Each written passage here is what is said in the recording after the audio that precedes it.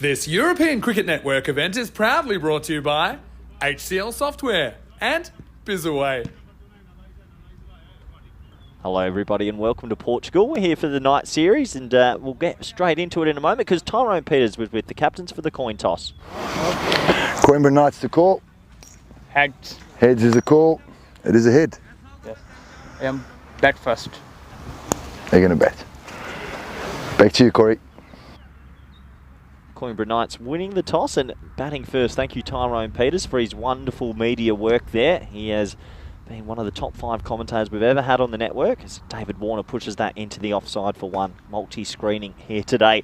I don't have much else to talk about because the players aren't on the field just yet. Let's have a look at what happened last night. And, well, there's a couple of names to mention there. Garesh Singh, Anthony Chambers, Samarth Patel, Amir Dar and Patel Matul, standouts for Porto Wanderers. I can't say Conrad Greenshields because he's sitting next to me, but he did make 48 of 23. Lisbon Capitals were never going to chase that down. 136 is well over par. And some sloppy fielding helped them get to 136. So an easy win for Porto Wanderers. The second game was a little bit odd that Porto Wanderers, I thought, made a decent score, but Lisbon Capitals had a shockingly slow power play. They were blocking the ball. They weren't being aggressive. So they ended the power play on about 20. They only lost 1 wicket and then could only get to 99. And it was one of those innings that you don't often see. 9 wickets in hand, but didn't get there in the end. We look at the table, and with those 2 wins, the Wanderers move into 3rd position. So they're probably not going to be able to catch up to Marlow and Gamblers, who have games in hand, but it is a logjam in the middle. If Coimbra Knights were to win 2 today, they'll go back up to 3rd as well. We look at some of these names. Marlow, well, we know how good they are. Let's look at the Coimbra Knights. Hazar Andani's probably the standout name there. We know how well he's done for Portugal in the past at the ECC a few years ago. And a couple other names there that I'm sure will be wanting to stand out. Expected scores are staying pretty close, 106 to 91. So we'll have to wait and see.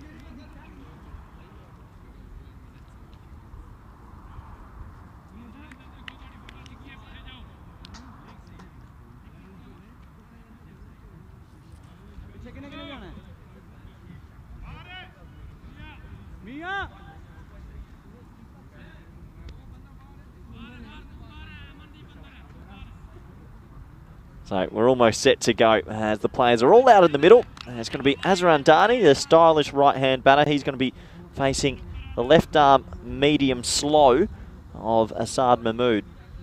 So let's see how he goes. Picked up a couple of wickets the other day. Deep backward square in place and a deep long on of the 2 boundary riders. So we're almost set to go.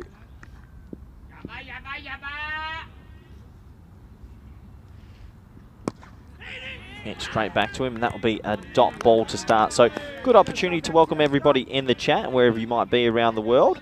Hope you're doing well. You could be on a train listening or at home on the couch, wherever you are. Hope you're ready to watch this as they go for a cheeky one, and it's definitely not on. They get away with that. Azhar Andani, I think, thought that ball went a little bit further away from the keeper. And just a dot ball in the end. And I work out my multi-screen action.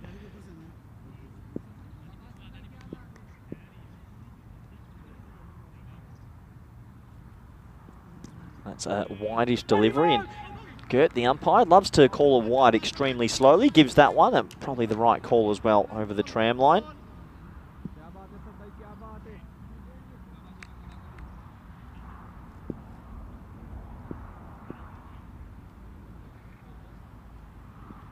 That's pulled away. That should go for the first boundary in this evening's play. It does. It's 4 runs. Nice shot from Azhar Andani as Mahmood gets a little bit short on leg stump, but he pulls it away for 4. First boundary of this evening. And you can see easy shot for Andani. But I hope everyone's had a good day. I know a couple of the Blue Crew members went and played a bit of golf today. Good on them. Who was the winner, Conrad? You can tell me on my left. Yourself? Gert, apparently. Gert, the umpire, won the golf today. And Conrad, and heard Crew Patel, the other umpire, was actually surprisingly good. Glad everyone enjoyed their day off, as that's a glorious looking shot. 1 bounce, 4. Well, a little bit of width, and not to be too tough on Mahmood. It is gentle left arm, slow bowling. So Andani, if it's going to be over pitched, he just has to get some elevation, and he'll get 4 for his troubles. But yeah, for myself, a little bit more of a relaxed day. Gym early, went for a walk into town and got a bit of Spanish work done, which I have to admit I hadn't done in about 3 weeks, so I had to catch up. Thanks, Johnny. Caught well up on that today. Watched a bit of the cricket as well. As that's pushed straight, and they'll get through for a single. So, and Darnie starts this game quite well. And who's going to support him though? Who's the big name from Coimbra Knights that's going to stand out and support him? I don't know. That's why we're going to look forward to seeing who does stand up. And it's Singh on strike. It might be that man. He just works that down the ground for one, and that should just be a single. Oh, I'll go for a cheeky run out, and he's having a good look at that, but not out in the end. So that'll take us to the end of the first score. It's 11 for none. I always wonder in T10, that last ball going for one, I wonder when teams get real tactical and go, we won't even take it, let Andani face try 15 balls in the power play. I'd like to see that, unless you have two openers that are equal ability. But yeah, plenty of action going on. I'd like to see Daniel Doyle tell Big Mohammed Babar he's not taking the one. That'd be good to see. Spoke to Big Babar today. Rumour mill, potentially available again. Trying, not likely. Plenty of ECC action coming up. It's a good couple of months on the network. Everyone on the toes left, everyone on the toes.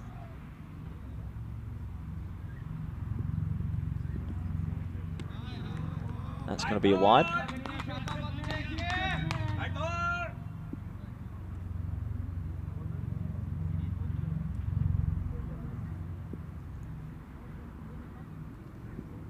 So Shahid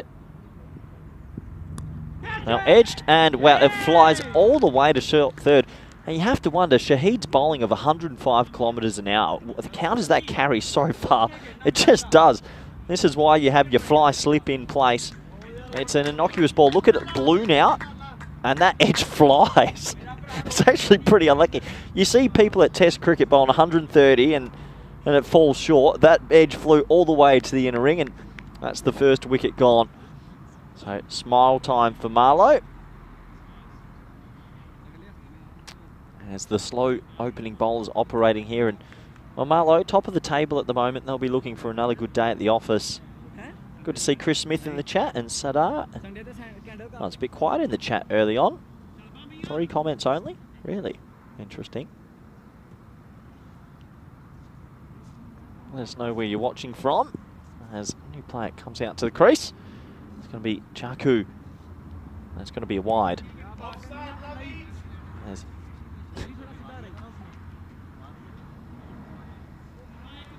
As Conrad Greenshields, who said he's going to jump in for 5 overs tonight, just to practice for next year. Rumour mill, 26 weeks. Shahid to continue. Big appeal, that's missing the off stump. Good call from Mandani because he needs the strike back. And, well, the underarm ball goes straight past the stumps, and that'll be a leg by. And this is why I think maybe Andani didn't want the one at the end of last over, so he can just farm the strike. That is, yeah, fair enough. It's actually decked away, and it's going to miss the off stump. So how does Andani take on this slow looping bowling of Shahid? Classically, nice shot, really nice shot from Andani. That's probably his strong zone. It's that driving through the offside. When he's in form, he has to be one of the best drivers of a cricket ball in Portugal, that's for sure. And that's a glorious shot, just to over pitch, doesn't have to do much. He has a good snap of the wrists, and that's 4 runs. Andani's definitely a player you've got to bowl back of a length too. Doesn't really press back. If you go too full though, he's a quality player. And him and Sean Gomes a few years ago at the ECC turned it on, beat the Netherlands. Great coaching that day.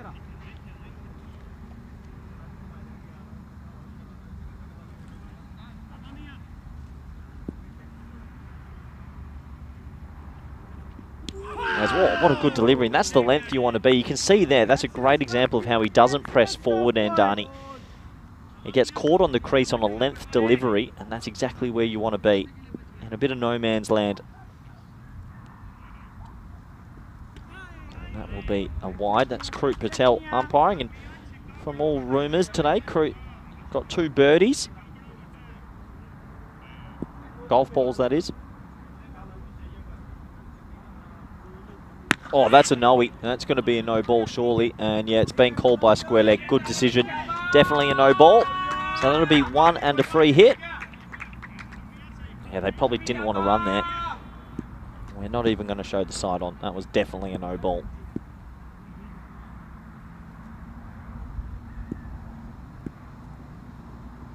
Whoa. Well, that's pretty much horned. Nice shot. He actually made something out of nothing to Jaku. Moved over to the offside and slogged it. Just slogged it to the leg side. 6 handy runs. Have a look here. It was floated up outside off. He moved all the way across, and that is just, well, baseball out of the ground. Last ball of this second over. Yeah, he's got that as well. And yeah, well, it makes it look extra big when it's over that stand there. It is only about 45 metres away, but nice shot. He'll get 6 and 6. And that means 33 for 1 after 2. And that was another full toss. This one under the waist. And nice shot. Sada in the chat says, Corey, where is Conrad? Ask him how his shoulder is now, and do we get to see him bowl? A shake of the head is the response. I think you won't see much of Conrad bowling too much more, but he'll be happy because the Wanderers won 2 games last night and improved their net run rate a lot. Still, Gamblers and Marlow are the 2 teams to look out for, you'd have to say.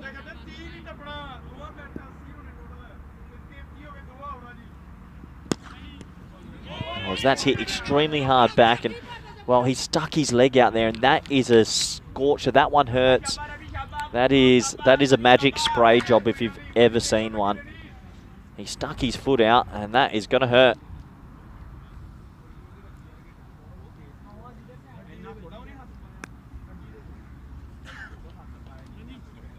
Yeah, that hurts. It's a bit of a reflex action when a bowler goes to stop it with the foot. And oh, yeah. Oh, okay, it's like the ankle. That hurts. He might have to shorten his run up. No, he looks like he might be coming off the long run now. Well, he's definitely got a bit of a limp on. Let's see if okay, this might help. Can we get that on camera, guys? Look at him. Yeah, that is the 12th man going above and beyond. He's down there doing all the hard yards. That's why I need a 12th man in my life. That little massage, so he's got a bruised shin. I reckon pressing in on the shin wouldn't help, but I'm not a doctor. But that does help. The sock going up adds that extra bit of compression, and this might be Mitchell Stark-esque now. This could be quick. I always wonder why people think that you get hit by a ball, the right thing to do is massage on that spot. It hurts. Oh no!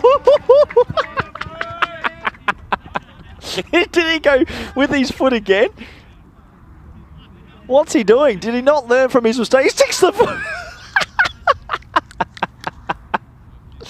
Well, if you don't try or learn the first time, try again. And if that had hit him in the same spot. Oh boy. Mahmood testing fate and testing the shin gods. He almost lost his shin there. If he had done that, it would have been unbelievable. Oh boy.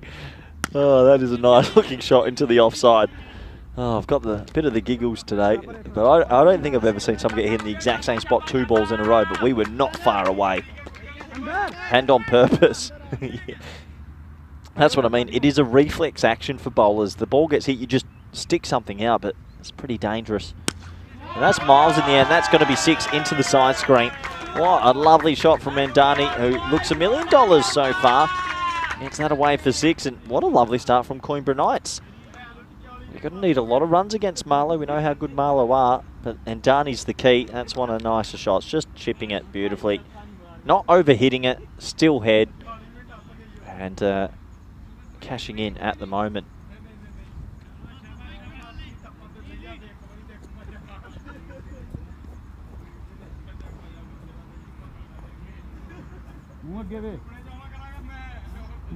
So we've still got 2 balls remaining.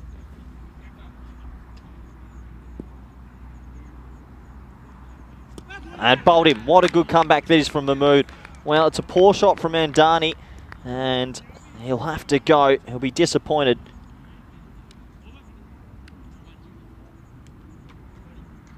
And Darnie will be super disappointed with that. It's an ugly looking straight. We just said he hit one straight, calm, and then that cross bat, it stayed a tad low, but he has to go straight. I know Greenshield's played a couple of ugly swipes yesterday. When these boys go straight, they look $1 million. If you go across a little bit, it's high risk, high reward though for the bowlers. 41 for 2. But nice little cameo, I guess, from Azhar and Dunn. He'd be disappointed he's not going to go and make a higher score out there. A couple of people around the ground saying that, yeah, and Darnie needs to hit quite a lot more. See, here's one for me. This tickles me. He doesn't have his gloves on or his helmet on, so I don't think the 90-second counter should be stopped. Right now, the 90-second counter should continue because he's not ready to face up. He's just run on with his gear, and this is where I think we should get a bit stricter, that people can't run on carrying everything on. Yeah, just wants his face seen is what I've heard from the analyst out back, but we'll see.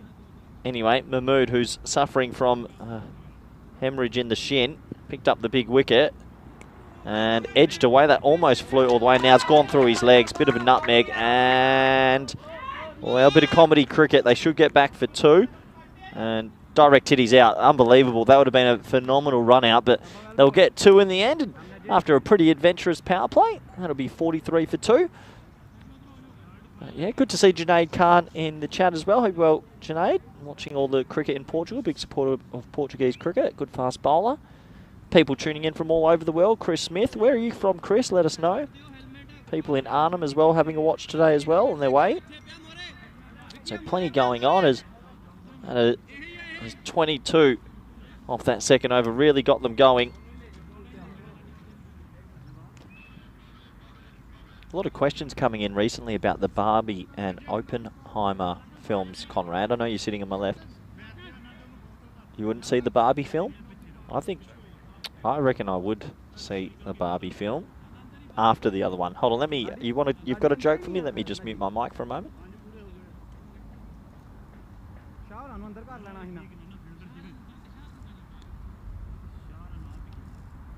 Okay, can't say that on air. Thanks very much, Conrad Greenshield's that'll be the last time you're invited into this little area. But yeah, I'm not too sure why those two movies are. There's a lot of chat going around about it. I might see a movie when I'm back in the Netherlands, actually. Maybe if someone wants to come with me, that would be nice instead of sitting on my own all the time.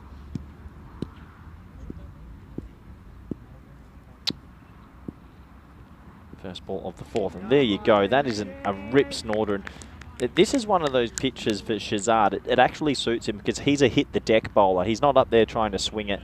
He's not up there trying to get a little bit of movement through here. He's generally a heavy length bowler. Reminds me a little bit, who have we got in Spain that's a hit the deck? Rubal Khan, very similar. Similar sort of action. They just want to hit the deck as hard as they can. Besides that one, it's going to go down the leg side. And when you do that, on a pitch that has variable bounce, you'll always get quite a bit out of it. So that one's sliding down the leg side. Little news coming in from John Howden. It's all happening. We're phone won't stop today. Now, Kleiny, I knew about that one. Ryan Klein currently from the Netherlands is trying out for Leicestershire. Took 1 for 16 today off his 7. Good chance for him, I think, as that is shot up. And yeah, he's a lovely guy. Another one of those Netherlands brigade that we might not see for a while. I don't think we'll... ECC this year, I think we'll get a new champion because they're going to be not depleted. They'll still bring a good team, but they'll have 6 or 7 new players, the Netherlands 11. So that makes it actually quite interesting for the competition. As long as it's not the English, I don't care. Maybe the Scottish and the Irish as well, and Jersey. So that's cut away into the offside and well fielded. Then it'll just be a single. But yeah, I think I will go see a movie when I'm back in the Netherlands. I'm going to see, yeah, maybe Oppenheimer or Barbie. Tell me in the chat what you think, what movie I should see and who I should go with. If you got anyone in mind, it'd be nice to go with someone to a movie for once.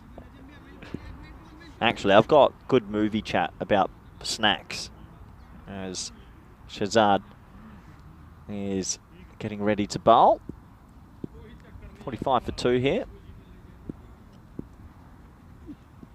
Bowled. Well, this is exactly why he's an effective bowler on this, because if you keep hitting the same spot and he hits the deck hard, he can get this variable bounce, and this one stays pretty low for the length. It is not extremely... Nah, okay, yeah, pretty low. So he picks up another wicket. It is a terrible shot, but unfortunately, he'll have to go. But yeah, this is what I've got for movie chat. Optimum snacks for a movie. This is controversial to start. They don't really do it in Holland. You have a frozen Coke, not a normal Coke. You must get a frozen Coke. Optimum. In Australia, they do choc bombs. I don't know if anyone knows what a choc bomb is, but it's like an ice cream on steroids. And it has like a big top bit. You have a peppermint or choc mint choc bomb. And then you always go the large salty popcorn. And if you want to be greedy, peanut M&Ms are a must. If you go any other type of chocolate, I'm done with you as a human. Peanut M&Ms, not yet. Peanut M&M, that is your optimum cinema combination. And I think that if anyone wants to argue the point, I'm willing to take them on.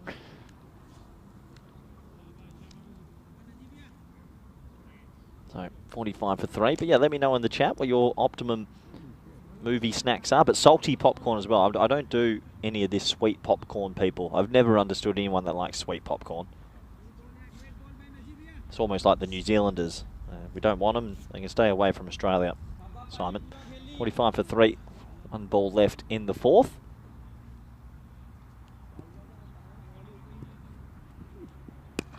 So that's pushed into the offside. That's a single. That will be 4 overs gone. 46 for 3. 46 for 3. It's never too early to talk about food chat. I've also got this theory as well that popcorn is the one food in the world that nearly everyone in the human race scoffs. No one eats popcorn slow. I've never seen someone pull one piece of popcorn out and eat it. It's a hand in the bucket and scoffing the fact. And I've never seen anyone else in my life eat popcorn slow. If you can think of any other food, let me hear it, as we are 60 days away from Malaga. 59 days since we're probably there at the Empanada store, and looking forward to that. And no, it's our big event. Really excited. Group A, my boy Spain will be there. We're actually looking at the squad list today. Let's just say, maybe not as strong as last year, but we'll give it a go. 46 for 3 after 4. That's a play and miss outside the off stump, and you can see Azhar Andani getting out is a big, big moment in this game. A couple of people saying they prefer the sweet or caramel popcorn and a large bag of Skittles. A horrific combo. Can't think of anything worse. Skittles at a cinema. No, thank you.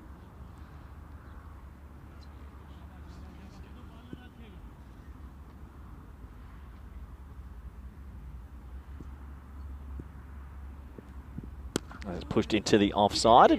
Well, they go for a quick run and good fielding. Really good fielding. That's going to be given out on field, or is he going to make me call for a replay? He is. So we're going to get a replay. That's going to be out though. So let's have a closer look. This should be out. We'll try slow it down as best as we can, but there's the direct hit about to come. He's nowhere near it at the moment. Oh, Gert, you can give that out live, my friend. It's out for me. Probably a bit closer than you think, but that is just out. We only need the one view. And thanks for coming. So,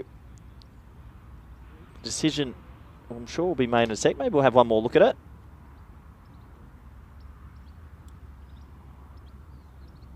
I'm sure that they'll see this time that that is out by a wee little distance. You can see here as his bat's not grounded, not grounded, not grounded, gone. Thanks for coming. And that's great work from the officials. They wanted the 2 replays. We gave them the 2 replays. Fantastic work from the production crew just to support the match referee up there, MSTV. Check him out on social media. And if you ever see a photo of me holding a beer, that's fake news, Donald Trump. That was not true. That was put in my hand. That's actually the truth. As that is another wicket gone, and the wheels have fallen off here.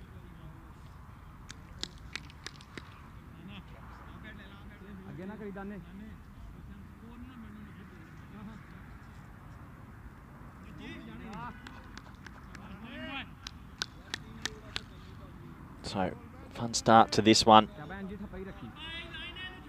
I actually got asked a fun question the other day, and I'm going to put it to the viewers as well. And I'll ask Conrad Greenshields. It's like I've got a guest commentator in here, but he's not really talking, so I'm sort of speaking out loud a little bit more. But what my spirit animal was is what got brought up.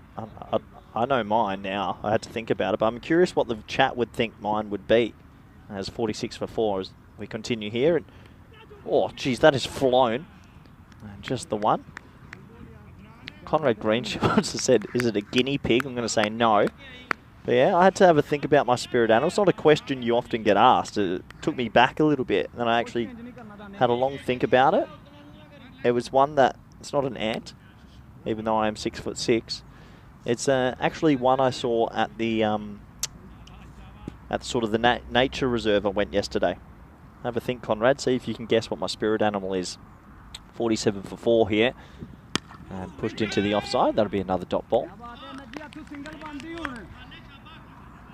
That's wise, my friend. He said it straight away. He said fox, and I think it is a fox. Mischievous, playful, cunning, cheeky, maybe a little bit nocturnal, small, fluffy, not too scruffy. I usually have pretty scruffy hair. 47 for 4 here. 2 balls remaining.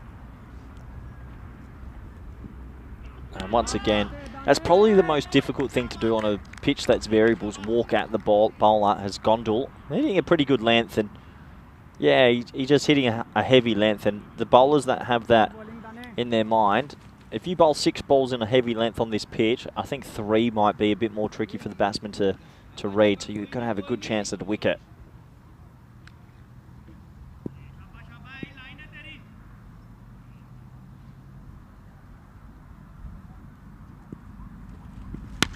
And it's in the air. He's actually got a fair bit of wood in that. That will carry the rope for 6. So despite the 4 wickets, the run rate's not too bad. They're on 53 for 4, and that's 5 overs completed.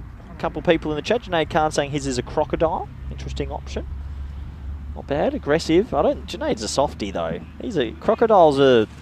Yeah, I don't know about that, Junaid. You're a big cutie. And you are a bit scaly though, so you never know. So Chris reckons I'm a laughing hyena. I went off hyenas though ever since Lion King. The hyenas in Lion King ruined it for me because they were so evil. Weren't they the ones that were helping? Did they become good? I only saw the first one. I checked out. How many Lion King movies are there actually? I reckon I've only seen the first one. Oh, sorry, I keep thinking people can hear Conrad, but 4 movies I've been told, and it's 53 for 4. Yeah, but a few people in chat saying they've never heard of the spirit animal suggestion. Yeah, everybody has an animal that's their spirit animal. As that's chopped into the offside, just for the 1. Well, when I got asked this question, my first answer was actually peacock. But then I went away from that, and that's probably Vinny's now. As David Warner is being dismissed once again. Thanks for coming, Davey.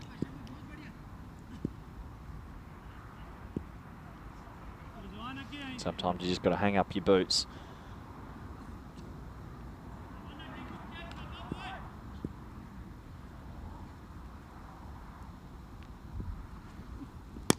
Shot. Hits that like a bullet from a gun, and that's going to go for 4. So, look, despite Coimbra losing some wickets here, they're actually going at an okay rate. And if one person can have a good 10 balls, they're going to end up with a decent score.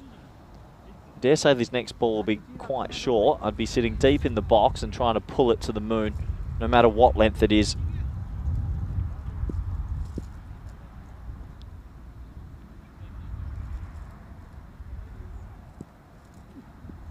Yeah, cut away into the offside. They should get an easy one. Direct hit's probably out though, and they will get one. That's a Mahmood in the background walking off the field, so I think that shin injury is probably going to rule him out of fielding. He's already bowled his 2 overs, so I believe when it's an external injury like that as well, you can spend as much time off the field as you want because it's ball into shin, and if anyone's ever had a 156 gram ball hit into your shin, it hurts.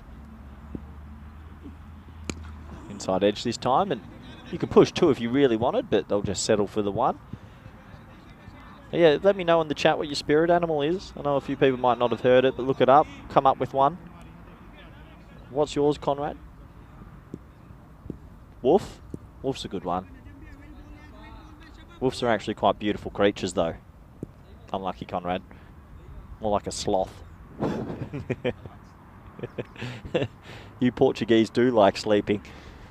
As That's a short ball outside off. We went for lunch the other day, snuck in a... No, I can't remember when we went for lunch, but we went there and there was a lot of older sort of patrons around in this Portuguese area that we're living in. Let's just say they were on the sangrias at about 11:30 a.m. and looked like they were enjoying the slothful nature and blissful unawareness of life. So that's pushed into the offside, and that's good running. Everyone's sitting on the ring as Shahid goes for the fake fielding. 5 penalty runs if you want to be strict. And after 6 overs, the score is 61 for 4. It looks like Kroom's put something in the chat. Take the quiz to find out your spirit animal. So there you go. There's a bit of fun. If you can do the quiz, looks like 7 questions. Also, while you watch the cricket. Yeah, I'm going to try to do it for you quickly as well. So, question 1. Conrad's going to do it as well. Interesting question. First question up, not too sure. What's your favourite natural element? Yeah, there's a... If you want to play it in the quiz, jump on the YouTube chat, and thank you, Kroom, for throwing that in there.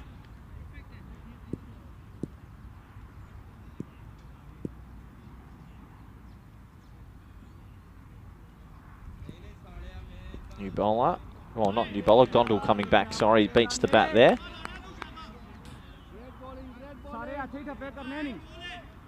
As I just quickly get through this quiz.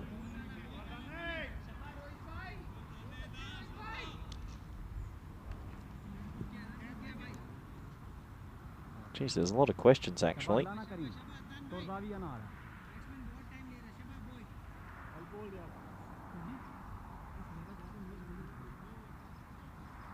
Just a little bit of running delay there as some new gloves are brought out for new batter.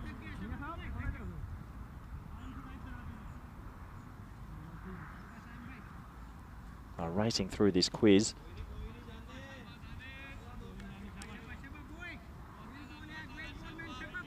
Kroom said that he is a deer, is his spirit animal. Deary me, 61 for 4. Big play and miss, and good keeping there.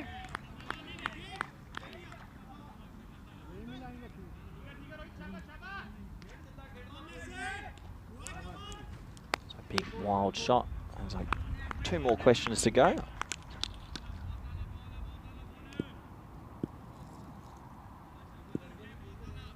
I'm a hummingbird.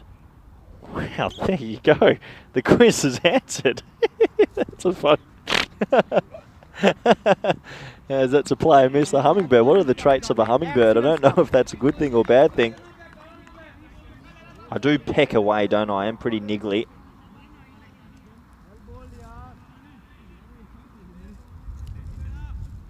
Yeah, probably one of the most dangerous creatures in the universe. I've heard the old hummingbird. Look out for it.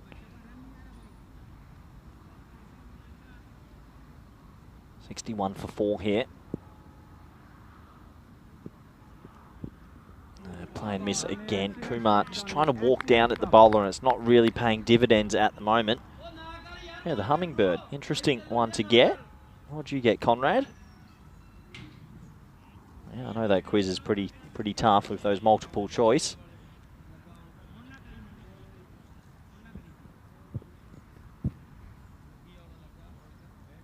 Good work from Kroom, actually. Good from the chat. It's always good to have the chat interacting with us. Makes our job just that little bit more fun. Gondal, again, slapped away, and that's going to go over backward point. That's going to be a handy boundary. They needed something just to keep that rate up around that 10 mark. And 4 runs for their trouble. Nice shot. Short and wide. Just had to catch up with it. And that's exactly what he did. 4 runs.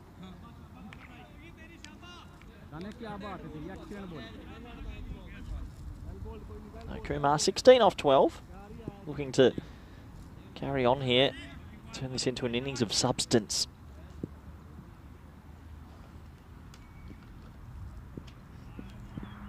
Yeah, gets it. And does he have enough? He does. So 4 and 6 pick up sticks. And, well, that's super helpful. That turns it into 71 for 4 off 7. A boundary and a boundary does get them back above the 10 and over. Conrad, what did you get for your spirit animal? You got the sea turtle. Slow moving. But Oh, yeah, so in water you're good, Conrad. Interesting. Mabeen Tariq in the chat says he's the bear. Tell you right now, Matt, I reckon the Hummingbird's got you covered. Hummingbird versus bear. Hummingbird wins 99% of the time.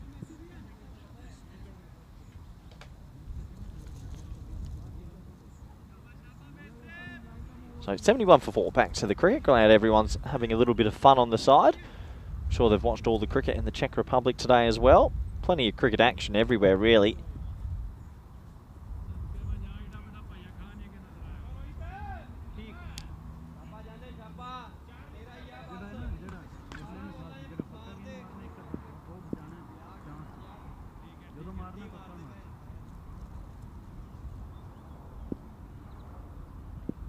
So Saini, he's on strike now.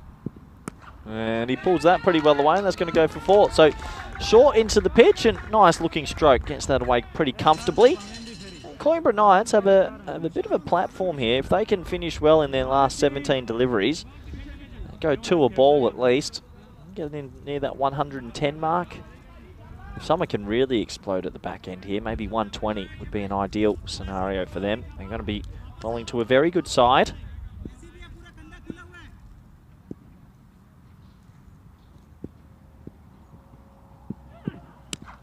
Slow ball into the pitch, and good running, really good running.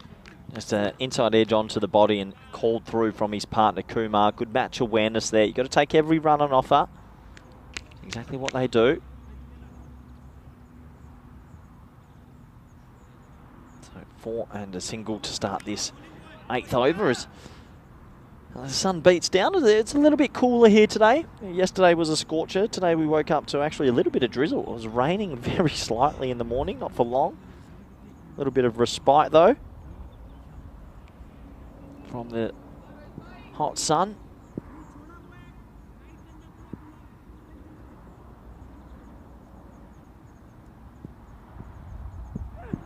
Back into the crease now. That's going to be signalled to wide, just swinging a little bit and going over the tram line. 77 for 4.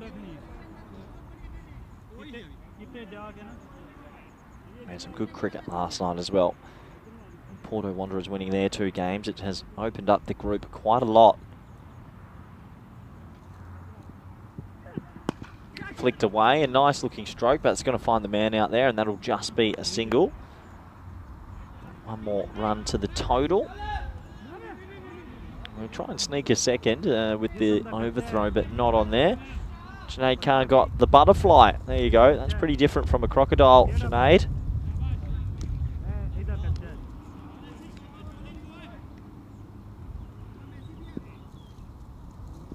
People asking what Conrad got. Conrad actually got the turtle.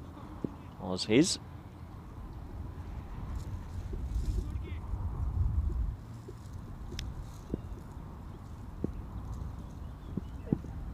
That's going to be a wide, I think, as well, yeah.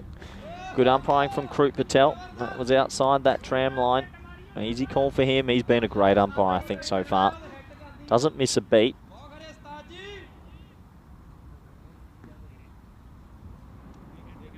But yeah, my old spirit animal.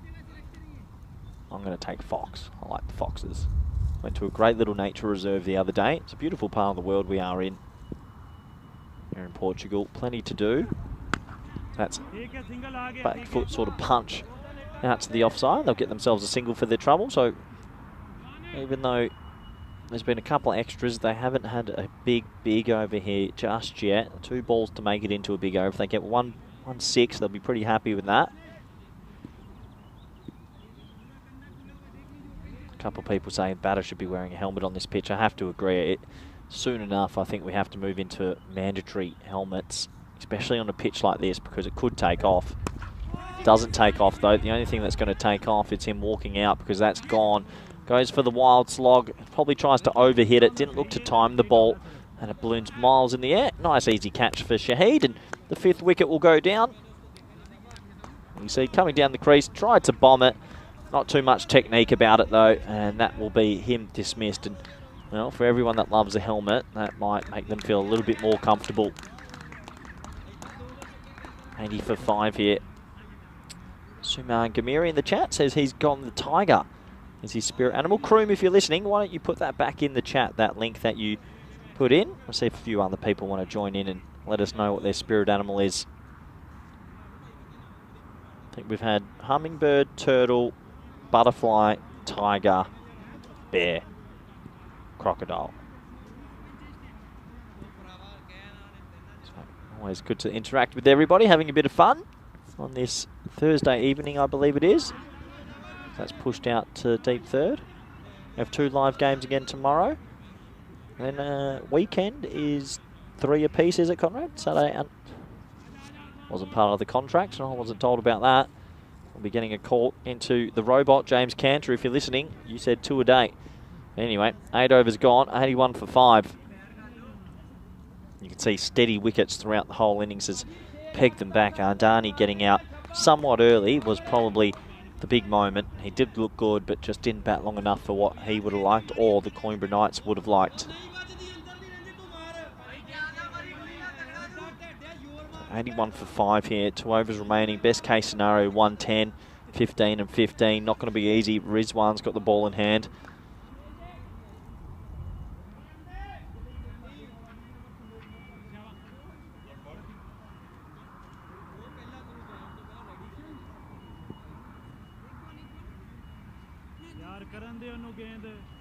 Now, there's something you don't see every day. Tell me if you can spot on the screen something that you don't usually see.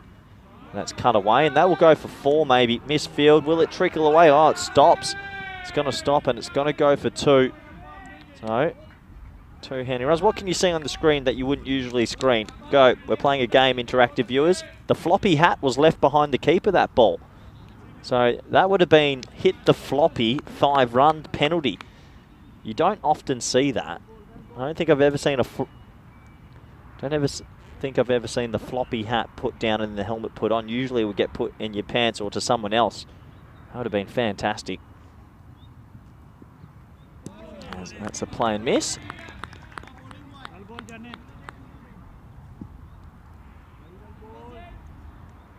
83 for 5 here. Saman at the crease.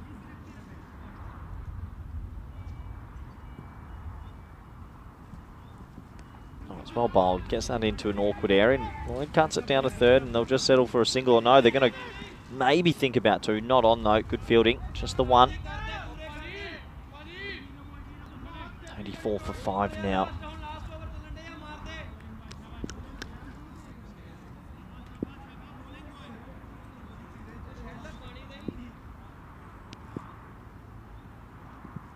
Play and miss again. Just slowing down at the back end here. Unfortunately for Coimbra Knights, this is where they probably want to be exploding. These dot balls hurt.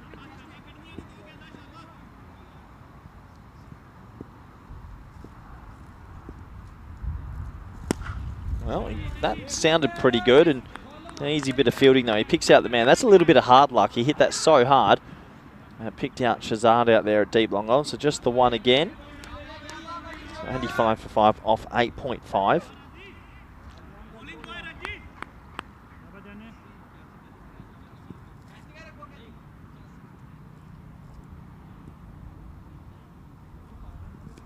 And again, that sort of late cut down to 3rd. So good over from Rizwan. It's only going to go for 5 runs. That's not going to hurt Marlowe at all. 9 overs complete here in the first inning. Scores 86 for 5. They've got a couple of bowling options that might want to bowl this last one. And I dare say they'll go to Mysam. So will they be able to get up to 3 figures? That's the question. I'll be wanting to.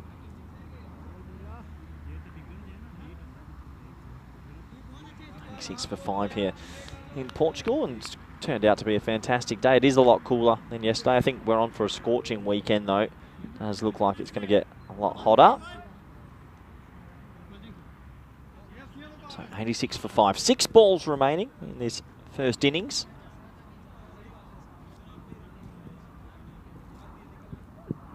As that's going to be a wide. Good bit of keeping, a little bit of a fumble. Looks like a little M in the chat. Says mine is a tiger. So that's the first one we've had tiger as well. So what we've had, tiger, hummingbird, turtle, butterfly. Junaid got butterfly. Yeah. Out of all of them, if you put everything in a cage, that's going to be a play miss. If you put... Oh, they're going to go for a cheeky one. Oh, no, he sold him up the river, and now this should be out. And then he saw... All they had to do is have a bit of composure. And unfortunately, Marlow, who have played a lot of T10 cricket, completely lose their marbles there. That should have been a simple run out. But confusion struck, and that will be a bye. A pretty eventful bye. 2 easy throws at the stumps, both miss, and I reckon both the keeper and the bowler could have run to the stumps and run them out. But anyway, what do I know? I'm just a hummingbird. 88 for 5. What is the traits of a hummingbird? That's going to be a wide, maybe. No, Krup Patel is happy with that. Okay, I've got the hummingbird message here. In most cases, the hummingbird spirit animal is a messenger of joy, love, and good luck. This mighty little bird is also a symbol of beauty, playfulness, and resilience. Those with the hummingbird are the spirit animal, tend to be happy. They're joyful people who love life and its challenges. Put me in a cage with all of you and I will destroy you all, says the hummingbird. 88 for 5. Oh, that's going to be a wide. Yeah. I do feel like I do have those tries, just pecking away at people. I enjoy just niggling people as well. Yeah, Conrad says I do niggle away at people. I do enjoy baiting people. I like to push buttons. I like to see how people react. Yes, I can, Conrad. I hope no one else heard that on the air. 89 for 5. Play and miss. It's been a bit of a fun. Yeah, good running. Why not? It's a fumble, and the keeper can't hit him. Now he will throw. No, he won't. So that'll be a bye. And I really think in that last over, even the last 2 overs, if you see a keeper fumble it at all and the ball touches the ground, you just run. And if you get run out, so be it. Just the bye there. So we've got 3 balls remaining in this very first innings. Can the Knights get themselves to 100? They're going to need 100, you feel.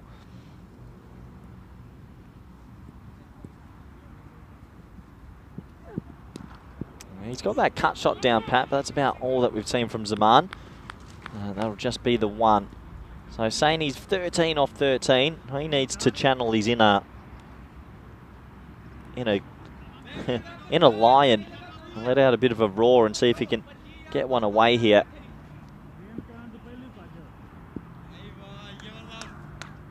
I wonder what the worst spirit animal is to get. Like, what's the biggest insult one? A bat or a rat? Yeah. Well, that's a play and miss. Conrad Greenshields to my left trying to say rats are good, and I don't think so. Interesting. I'll tell you when they weren't good, Conrad. Probably during the plague, the Black Plague back in the 1300s. 91 for 5. The wheels have really come off this innings. It's gone a little bit slow, a little bit sedate here at the back end.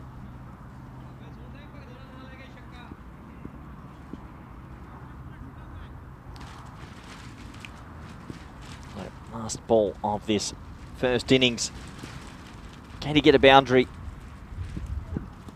That's flicked away. Yeah, he'll get a boundary. That should go into the rope. It's a misfield. They needed something just at the back end to give them a bit of confidence.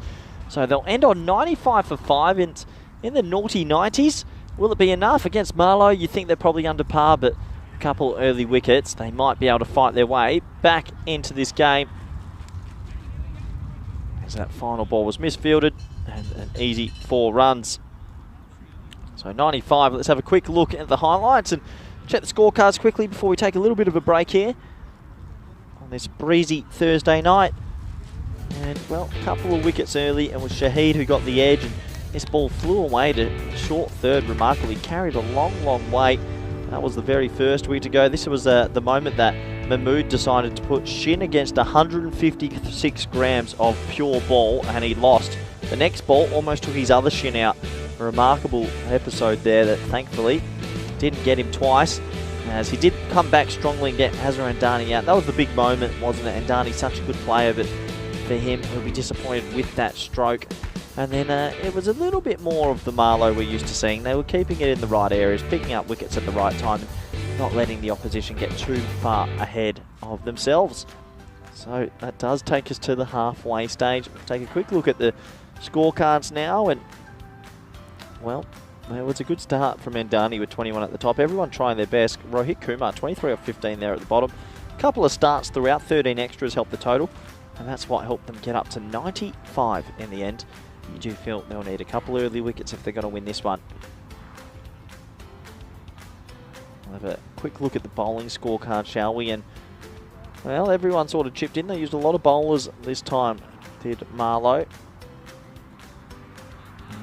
We saw the one-fers for a lot of them. The economy rates were really good. Shazad, economy rate of 5. Also Rizwan there, only the one over. Everyone chipping in, doing a pretty good job. So that's the first innings complete. Do join us back in 10 minutes for the all-exciting run chase. Thank you.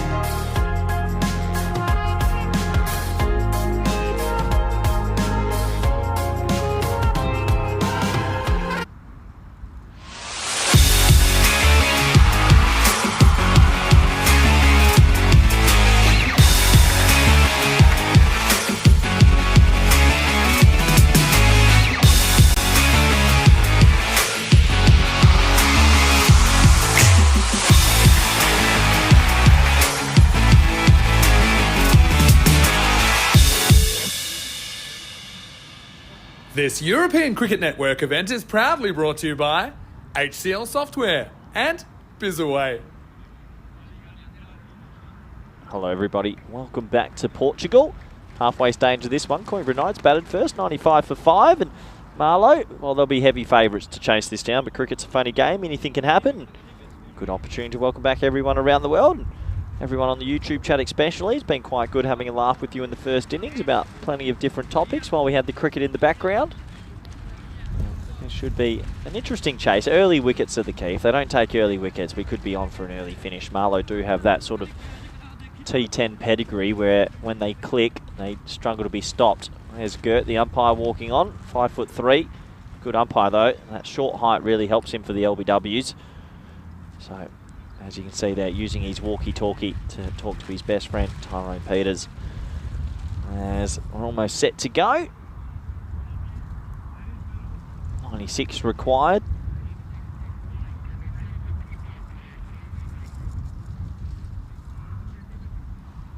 So there's the Coimbra Knights just getting themselves out to the middle.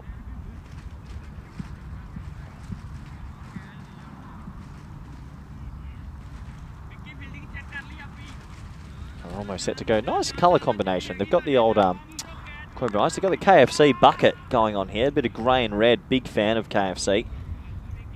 I like it. Bright red with a little bit of grey. A little bit reminds me of that team from Czech Republic, Brno, that came to the ECL. A little bit similar to them.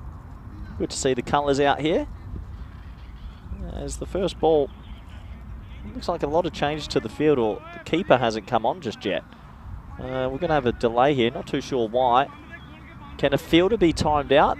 And they're swapping keepers. Well, this is a schmozzle, and if Tyrone Peters, the match referee, spots this, this will make him pull his hair out.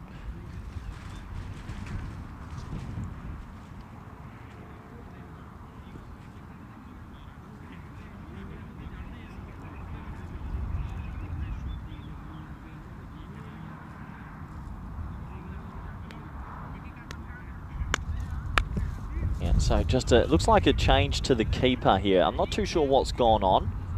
I'm not too sure if that was on the list either, but there's been maybe a change or a not change, I don't know. So, a slight delay. Not too sure what's gone on there. They had about a 10-minute swap over. So, maybe got something a little bit confused between the keeping and the captaincy.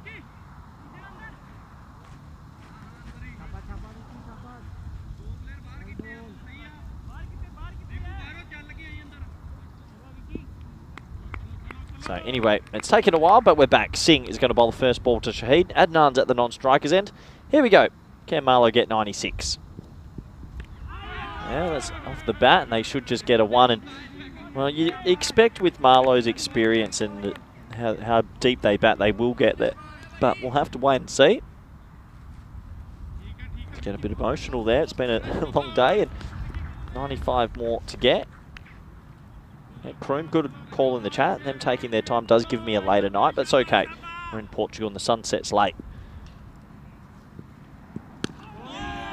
That one is hit back, and well, a bit of yes, no maybe, but they'll be able to get through for a single. So both batters off the mark. Adnan's a dangerous player, batted well 2 nights ago, sorry. Looked really good and thought did a pretty handy job at getting him off to a flyer. They'll be looking for some early boundaries as it's deep mid on and deep mid off of the 2 boundary riders.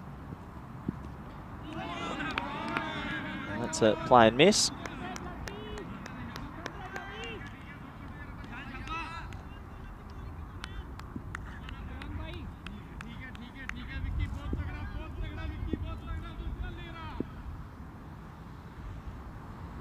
So 2 off the first 3. Now that's cut away nicely. That will probably be the first boundary unless he can catch up to it. He can't. And the ball is going to race away over that quick outfield. So 4 runs. And that was just begging to be hit, wasn't it? It was short, it was wide, and he crunches that one away for 4.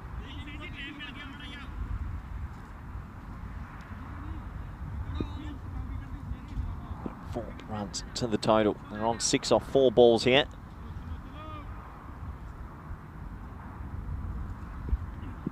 That's a better delivery, right in the block hole. He just gets an inside edge and doesn't clatter into the stump. So nice start though from Singh as well. He's put a few deliveries in the right spot. Early wickets, you feel, will be the recipe here for Coimbra KFC. Beautiful grey and red.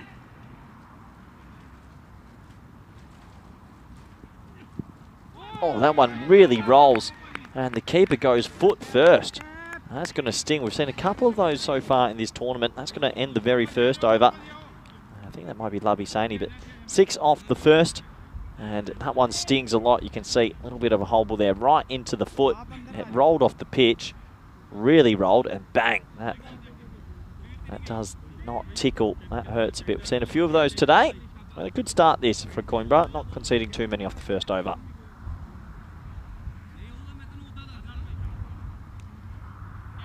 So 90 required of 9 overs. Just 10 and over. You'd still say with plenty of batting experience they should get there, but cricket can be a pretty funny game.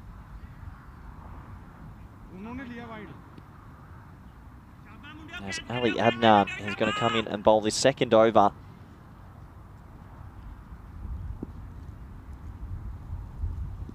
That's a short ball, and that is absolutely poleaxed into the bleachers there. That made a right crack. And that's 6 runs, exactly what Adnan wanted. And that's not the bowling Adnan, that's the batting Adnan. So Adnan to Adnan, and it ends up in 6 runs. Adnan picking up where he left off from the other night. Always wonder when an Adnan bowls to an Adnan, or 2 players with the same last name bowl, that whoever wins the battle should keep the last name, and the other have to go look for another last name. So it's Ali Adnan with the ball, and he's bowling to Mohammad Adnan. So Ali Adnan to Mohammad Adnan.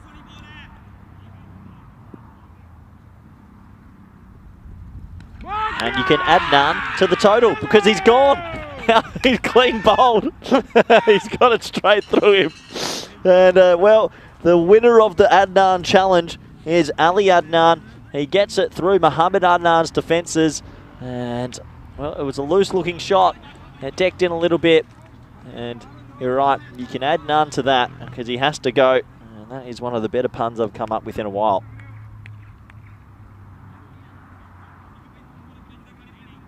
So, do Coimbra believe? You'll have to wait and see if they can pick up a few more. Seems like scores around the world coming in. The first day of the Ashes Test has been completed. Australia 1 for 70, something about that. So pretty good day there for the Australians. Might be an interesting Test match. A few twists and turns, I think, still to come. And a good series.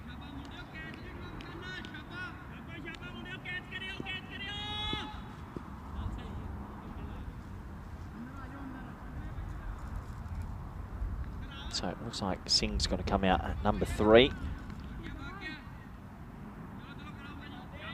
Good opportunity up the order to play a big innings here.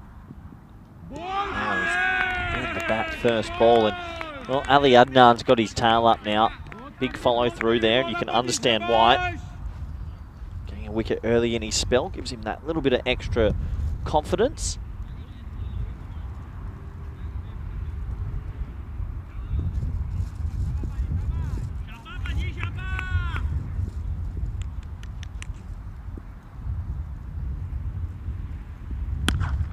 Well, go and fetch that, Ali. That is a short ball, and despite the wicket, that's been laced. What a nice way to get off the mark. That's 6 anywhere.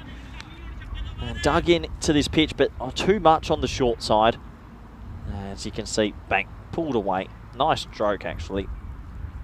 So, a couple of 6s in this over, despite the wicket. Marlowe won't be too worried just yet.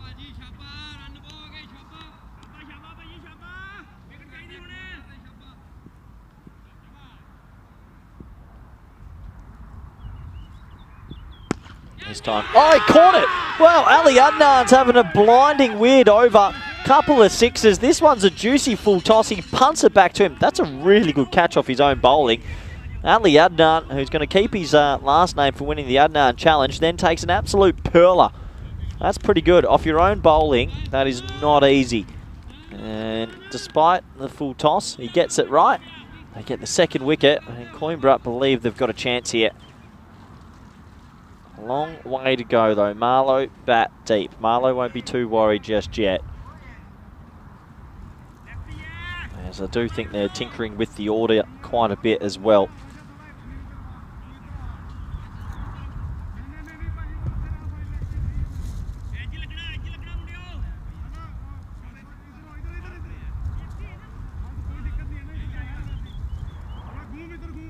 So, Zulfikar Shah coming out at number 4. 2 wickets in the over, 2 sixes in the over. It's a funny old over, isn't it?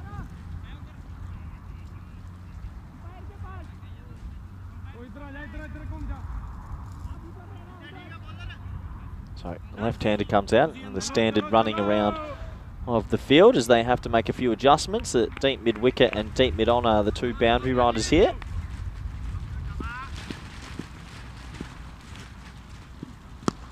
That's well bowled, and pretty good running as well actually. They steal a single there. Good alert cricket. So 2 overs complete in this run chase. Pretty exciting start to this one. Marlowe, well, despite the 2 wickets, a long batting order. They won't be too stressed just yet. It's 19 for 2.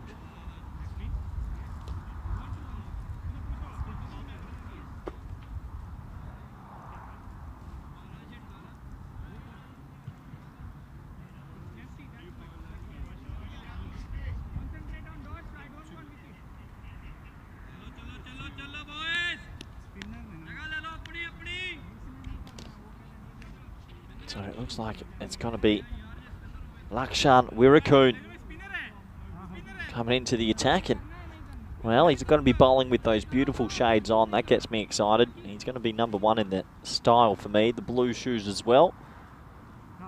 Looks like a fan favourite. Apparently tries he's played, and he's sold me a dummy because he's not coming on to bowl. He's just marked his run up, took his hat off, and then gave the ball to Manjeet Singh. Now let's see what Manjeet's got. He bowled the first over that only went for 6. Yeah, that was a proper dummy that. He fully took his hat off, marked his run up, and then passed the ball over. Manjeet Singh is the captain. Maybe he said this is a captain's over required. And that's not going to be good news because it's a short boundary over there, and that's gone for 6. The breeze is a little bit left to right, but that just shows you how small that boundary is over there because he didn't get anywhere near the middle of the bat. He just put it in the air, and it flies. And it carries with that steady breeze. It must only be 45 metres that side. So 6 valuable runs to Shah,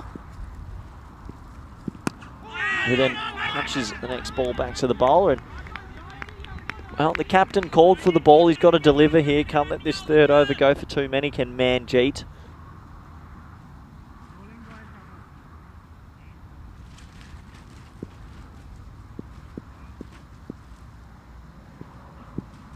It's going to be a wide down the leg side, so that cost them a little bit.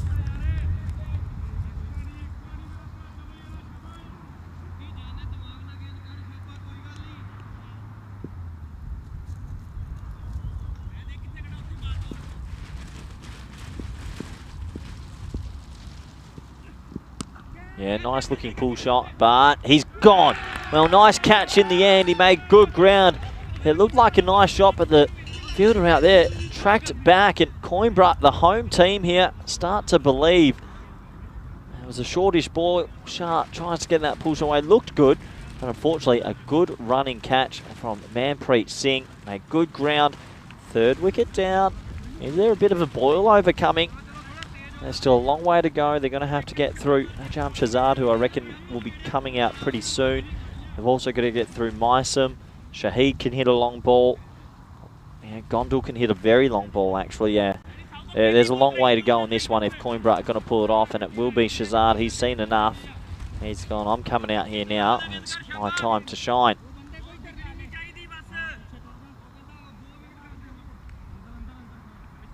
So 26 for 3. Coimbra, it's only about 10 to 15 minutes up the road.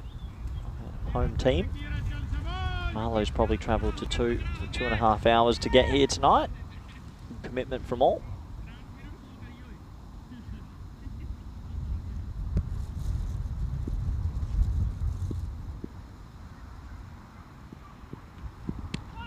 Well bowled, good area. Be just off the inside edge. And get through for a 1, so Shazad gets himself off the mark.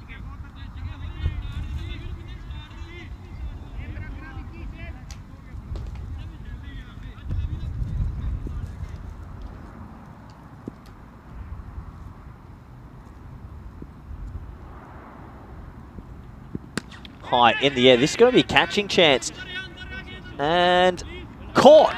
Well, what a catch in the end. It's a fantastic catch over his head. And that's Adnan out there. Ali Adnan, who picked up 2 wickets in the previous over, makes a brilliant catch. This was going to go for 6. It was right on the rope, but just hung.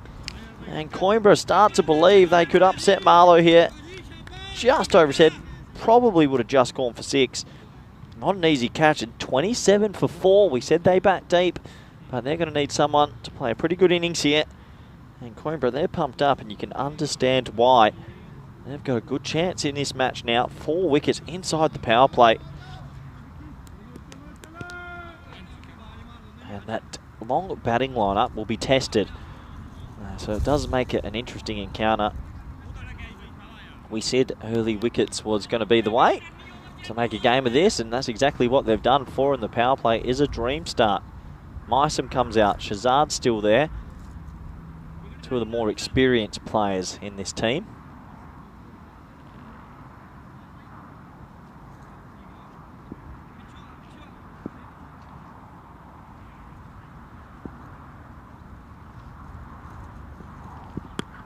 And you can see a nice little shot there as he just clips that off his legs, and they'll get through for an easy 1. So power play complete. All the points so far on that power play go to Coimbra. The score after 3 is 28 for 4.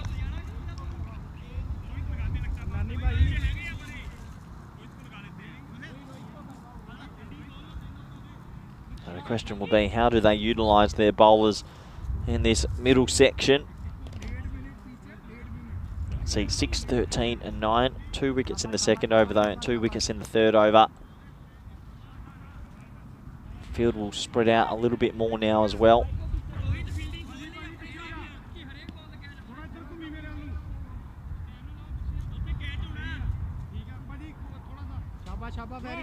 So Rohit Kumar going to come in and bowl a pretty important 4th over. I think the 4th over in T10 cricket's actually one of the most vital overs for me.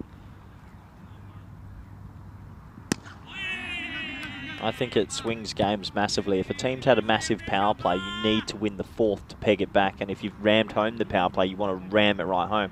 That's why younger Tif Muhammad always bowls our 4th. I honestly think it's the most important over in the game, and no one ever speaks about the 4th. Now, there's an inside tip for your Green Shields, who's sitting next to me. As that is flicked onto leg side, because what nearly 99% of other teams do in the 4th over, they relax, the field spreads, and they bowl someone that lets the other team get away with it.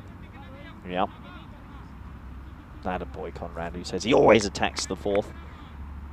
There's a couple of singles. This is going to be a good contest, it feels now. There's a full tossy. That's what early wickets do. Run out chance. Ooh, direct hit would have been close, and they'll think about a second. It's definitely not on, as Shazad had to run through. But that's what wickets do. That ball there, Mysom, blocked a full toss outside off stump. If there wasn't 4 wickets on the board, that's been hit into the abyss. So wickets have created some tension, and Coimbra have a chance in this game.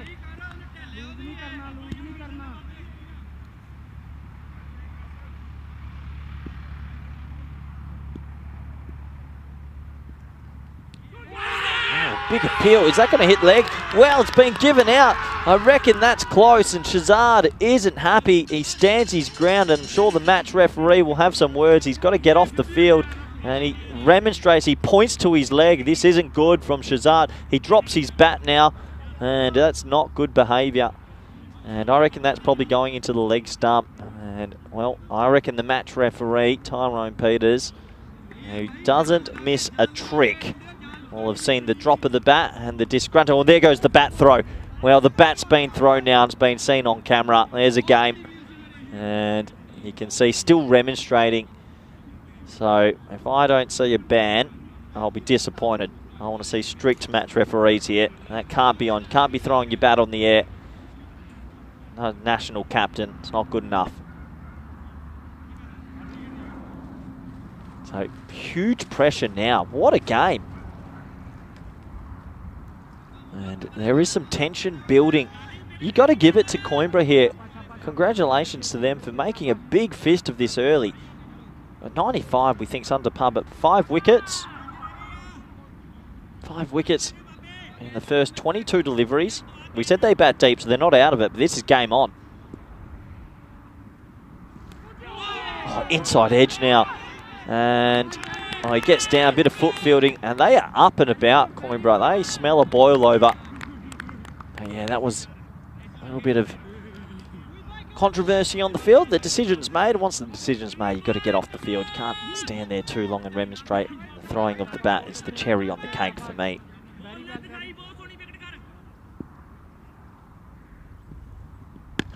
Pushed into the leg side. And they'll think about one. They'll get there now. Just a little bit of a misfield there from Kuma, but he should be pretty happy. That's a good 4th over the score at the end of 4. 33 for 5.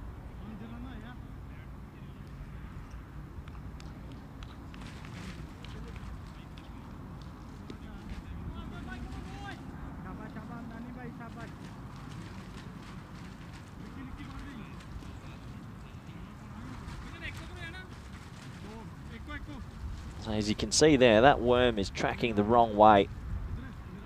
33 for 5. It looks like Azarandani's going to come on and bowl. Well, I haven't seen him bowl too much, if I'm honest. No, he's a live wire with the bat, but this will be interesting to see what he can do with the ball in hand. Well, that is probably the last thing you need in a situation when you're on top. It's going to be 1 wide. Oh, this will be tight with a good throw. And the keeper hadn't got back to the stumps in time, but the throw was a little bit wide. So 3 bonus runs. And I haven't seen Andani the bowler, I don't think. If he can hit a spot in the pitch that we know can be up and down, that's going to be the key. That's not that spot. Oh, no. It's a wide again, and that could be the minimo, and it is. So that is an 8-run swing for no balls bowled, and that all of a sudden just twists the game. They were going at a pretty slow rate, and now they're going above 10 and over because of those 8 free runs. That is the last thing that Coimbra needed. And you can see the keeper frustrated, and the bowler frustrated as well.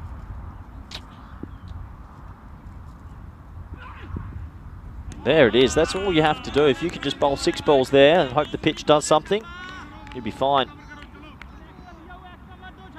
You don't get too many opportunities to beat this Marlow team, and Coimbra have a big one here.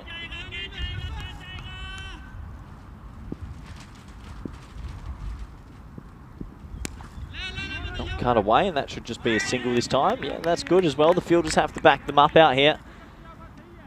But there's a bit of spice in this game now. You can feel when there's tension on the ground. There's tension. Everyone's feeling it as well. The 2 batters, I'm sure the umpires as well, and the 11 fielders. Yes, you can't. That's beating Ricky Ponting. There's no player in the world that can get bat on ball on that. Just has to keep it there. And Dani, after who went for 8 off 0. The last 3 balls have gone for 1, so he's slowly just getting it back. And he could have a wicket. Big moment, big moment. Gone. Well, it's a massive moment. It was 6 or out, and that's a fantastic catch. Really good. He keeps his foot inside the rope, and a big dismissal. This is a huge moment. It was 6 or out, and if he drops this, this is definitely going over rope. He steadied himself perfectly. He was just inside the rope, and he holds on. That's the second catch over the head that would have gone over the rope. Good work from the camera crew. MSTV tried to frame me the other day. Unforgivable, but that is out. And right now, do you dare say Coimbra are ahead? Gondor comes out. They bat so deep. It sounds crazy. You look at the scorecard, 42 for 6. I still think Marlow still have a shot in this. I mean, Asad Mahmood, though, has a bit of a shin injury. Will he be able to come back? That shin will be pretty sore. And Dani, oh, good comeback has to be said. He went for 8 off 0. And he's got 1 for 1 since that.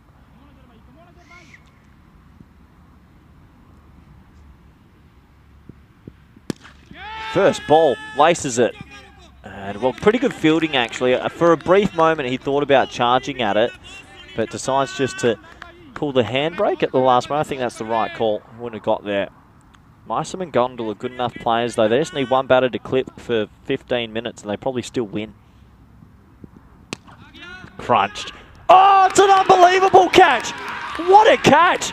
That's one of the better catches you'll see. That was absolutely crunched, and Coimbra from nowhere, streak ahead. It was short, it was wide. It was hit like a bullet.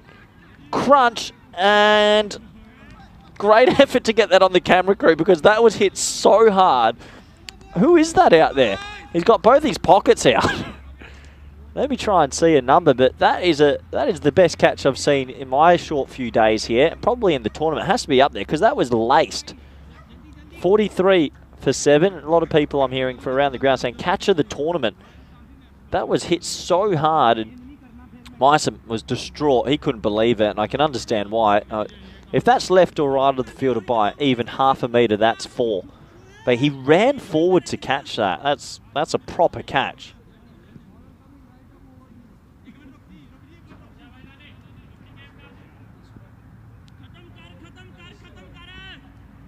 So 43 for 7 here. Pushed into the offside, and well, you definitely have to say Coimbra have gone through most of the majority of their batsmen. They've got 3 good balls away from coming and surprising everyone here. 44 for 7 now. What a catch, what a moment we just had. Quite remarkable.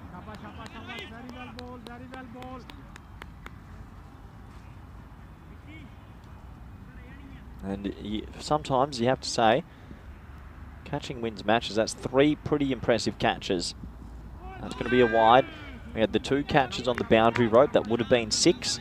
And we get a flat bat tracer bullet. That would have been 4 against many other fielders. That is an exceptional bit of fielding at deep cover. 45 for 7. I'll tell you what, that's going to be a misfield. It could be a run out if he hits. No, he misses. They just have to stay calm, Coimbra. They're ahead now. Just stay nice and calm. Tell you what, they've summoned the spirit animal of the tiger, eye of the tiger here from Coimbra.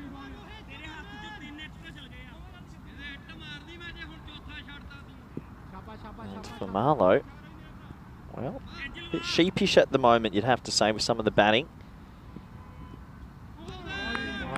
Just snuck that in. So top ball, Gondal.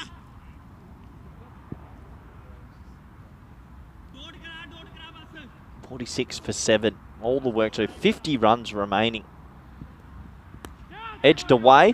Oh, watch the spin. That could go. He was very wide there. That's poor positioning. That was edged away and it beat him on the left. You should never get beaten on your left at third man in T10 cricket because people edge it more than place it away. And that's a handy 4 runs. A lot of teams have had a fielder right there. He was very square indeed. So that's a bonus 4. That'll take them to 50. This game isn't over just yet. 46 off 26 isn't impossible. 7 wickets is alarming though. There's a punch down the ground. Nice cricket stroke. Should just be a 1 to Andani, and it is. Also, we've got some other bowlers that will have to come on as well. So you imagine Singh's job is probably more to facilitate Gondal, the senior player. Richard Ritchie in the chat saying they need to stay focused. I agree, Richard. You can see just seeing that ball off so Gondal can face. So I can understand that shot for the last ball of the over. And well, we've got a good game on our hands, it feels here. As Coimbra are here to upset a team that's been pretty successful over the years. And look at that scorecard. Well, have you ever seen Marlowe's scorecard like that? 5, 7, 6, 7, 2, 5, 1. No ducks at 51 for 7 is a fair effort.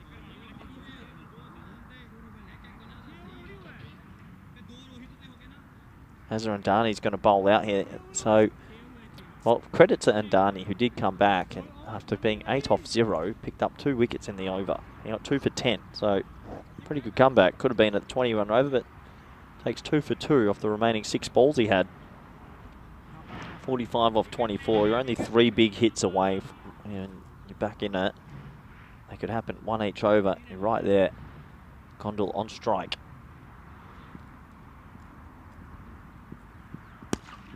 High in the air. Moment again.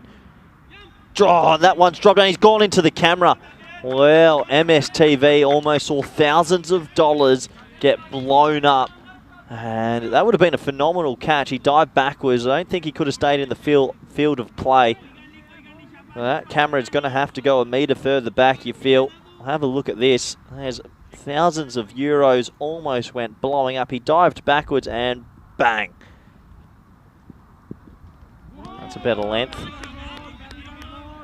Actually, that should be a good camera shot if we've got that. That'll look good on camera. I'm sure we'll have to go through the archives a little bit better. But good effort. I don't think the only thing he could have done is actually catch it and throw it back into play. Whoa! Oh, he's edged it. He's gone. Well, I thought it just took off the pitch, but there's an edge. And Andani picks up his third. And Marlowe, they are on the fence. I didn't hear it through the effects mic, but the players out there knew straight away. Oh, yeah, it's a massive deflection. A nice catch from the keeper. And Coimbra, the boil over is on. Marlowe, they're going to need to be flying Cammy by in pretty soon because they're 57 for 8.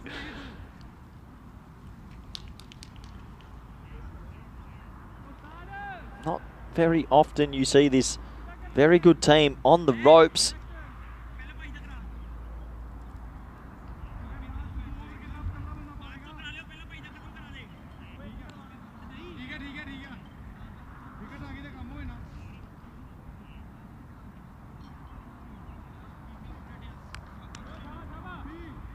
Big trouble, you could say. Trouble at the old mill.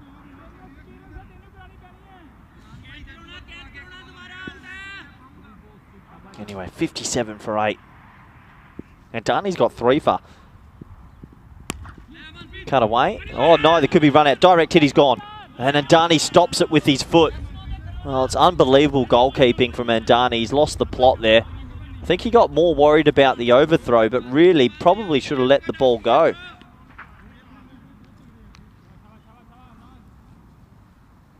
This is Coimbra's to lose now. This is the 9th wicket partnership. Shouldn't lose from here. Spliced away. Handy runs. Handy runs. That's going to be 4. Takes them to 61. The rates there are thereabouts. This will be one of those, if there's a late wicket part, a bit of Kaspovic and Brett Lee, Nathan Lyon and Cummins. Can they summon a 9th wicket partnership from nowhere? I haven't seen the scorecard in a while, but I've got a feeling they haven't used a 5th bowler. Pretty sure Andani's bowled 2, the captain bowled 2, so yeah, if they can get through. So there's going to be a new bowler that has to come into the attack here. Change in the field, square leg comes in. Still a very wide third man. It's almost a deep backward point. Any edge is 4. Could have tried to throw hands at that, but leaves it. So 7 overs complete, and Andani finishes with pretty good figures of 3 for 20, considering he was 8 off 0. And this game is Coimbra's to lose with 3 overs to go. So who bowls the 5th? That is the question. Only 35 required of 3, but 8 wickets.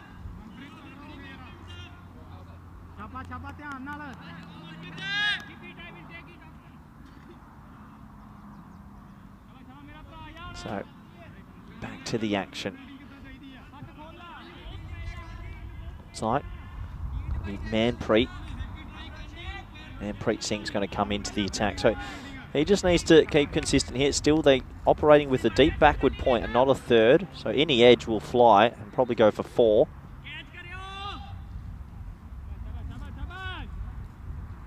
There we go. They move him a bit final now. They need a 35 off 3. That's going to help. That's a wide +1. So good alert running, and the throw comes in, and no one's paying attention. But this is where the 5th bowler coming into the attack will have to bowl 2 overs probably. So, yep, this is him all right. So this game is still on. This is right on, I think. Stokes and Leach, Mike Seal says, yeah. Can they get a late? Yeah, so that's good batting. We'll have to find the boundary at some stage.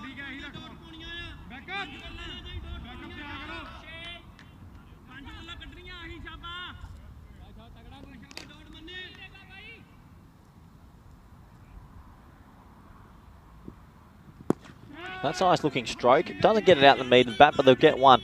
They probably just need one of those overs where they scrounge around at 10 runs just to put more pressure on the fielding team. A little edge for 4 would be lovely. They've already got this over 4 off 2 without really taking a massive risk.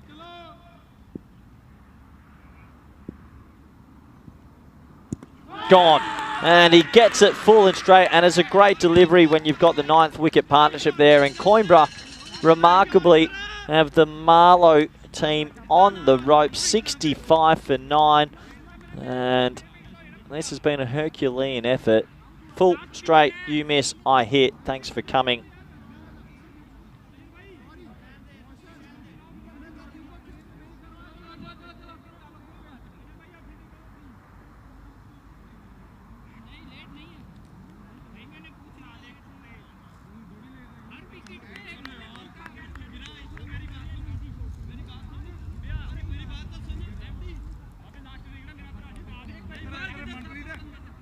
Zishan Ashfaq in the chat isn't too happy with what I said earlier about thing, but I don't condone bat throwing.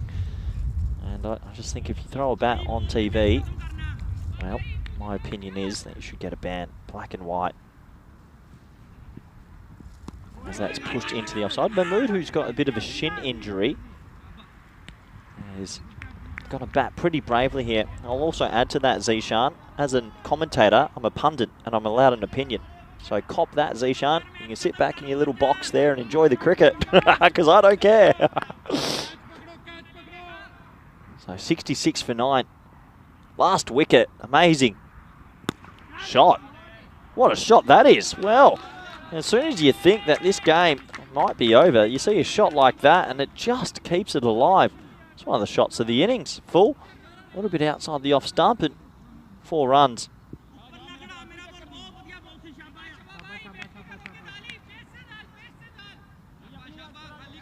So 26 off 13. This would be a remarkable last wicket partnership if they somehow pulled it off. Good batting. That's good batting. They'll get the 1 because he'll keep the strike. So this would be a proper last wicket hoodoo act if they sneak away with the win. But a lot of work to do here, and it's going to be a key bowler come into the attack here. Bowled really well at the top, and Ali Adnan is that man.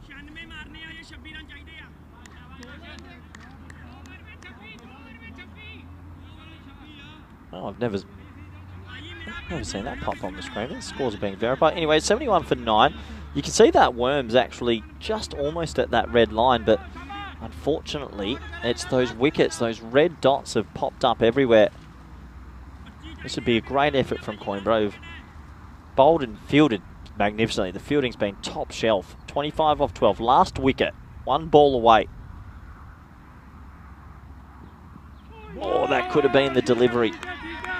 Adnan bowling this pretty crucial night. Their key bowler. A couple of people are saying golden ball, but I don't know if we'll see that. You imagine that they're just 1 good ball away, but you can't count Marlow out. This good team that's won a lot of matches around Portugal over the years. I like it. It's clever batting. Is he have enough on it? It's dropped. That would have been the match. Well, that's 1 run, and that could have been the game.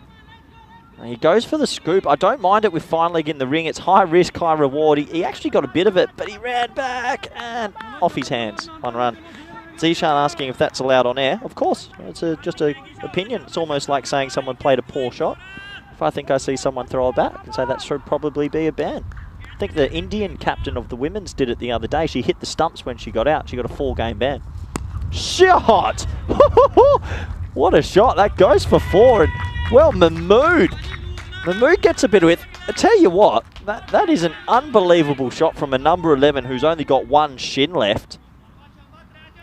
Oh, yeah. That is Conrad-esque.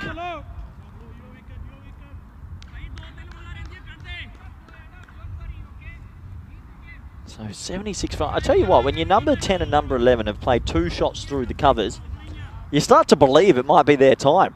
This would be an amazing last wicket partnership if they did it. Oh, it's straight. I tell you what, that dropped catch could be caught. That's a little bit like who dropped it in the Ashes years ago. And And then Stokes and Leach did it. Who dropped it? I know Lathan Lyon dropped the ball from the run out, but didn't we drop a catch as well? I think it was Marcus Harris maybe, or someone. I can't remember. 40 games since a golden ball. There's the graphic for you.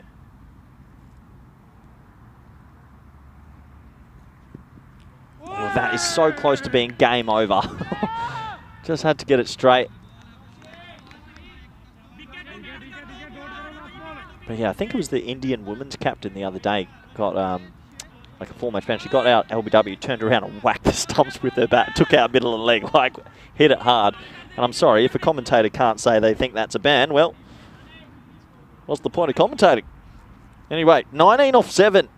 Singh, what can you do? Hits it pretty well. It's in a gap. It's 4. This is game on. Marlow will not die. This is an amazing last wicket partnership.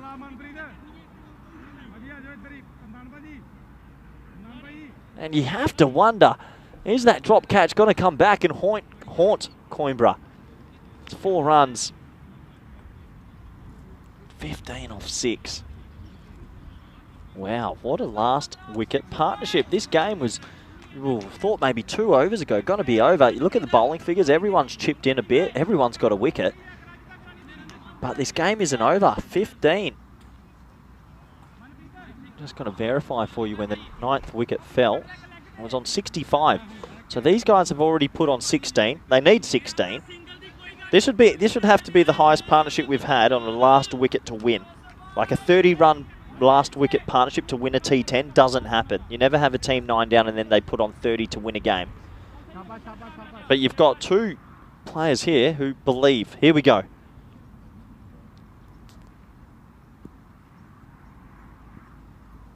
Shot, but it's only going to be 1 now. You don't want the throw here. Oh, he throws it. Don't miss it. No one was backing up. That's okay. 14 or 5. You imagine they're going to need a bit of luck. You're going to need like a wide +1 or maybe an edge for 4. A 5 wides would be nice.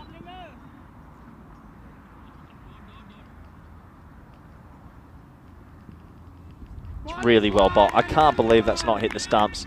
So close to ending the game. You just feel like Marlow are going to fall a bit short here unless this last wicket partnership can find one more miracle.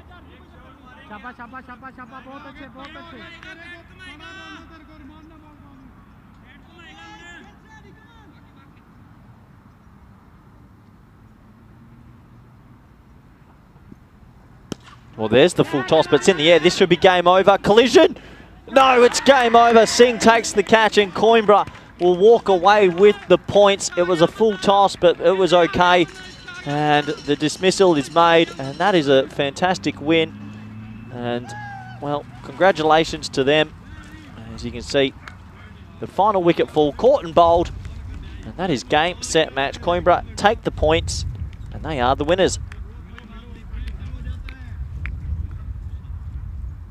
So they 14-run winners, I should say, and well done to them. As Marlow, we know, are a championship team, and they have been beaten.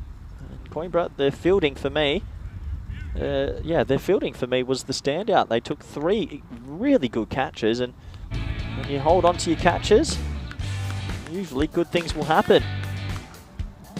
Have a quick look at these highlights. There was a few nice shots at the top, but it was just a wickets parade, wasn't it? So many wickets were falling, and yeah, when you lose wickets at the top, it always makes it more difficult. Well, we were saying a bit earlier that Marlow do have a long batting lineup, and that is something they do have. But it was one of those games where no one really went on and made a substantial score. This was one of the better catches as well. It's Adnan out there. He saved 6 runs importantly as well.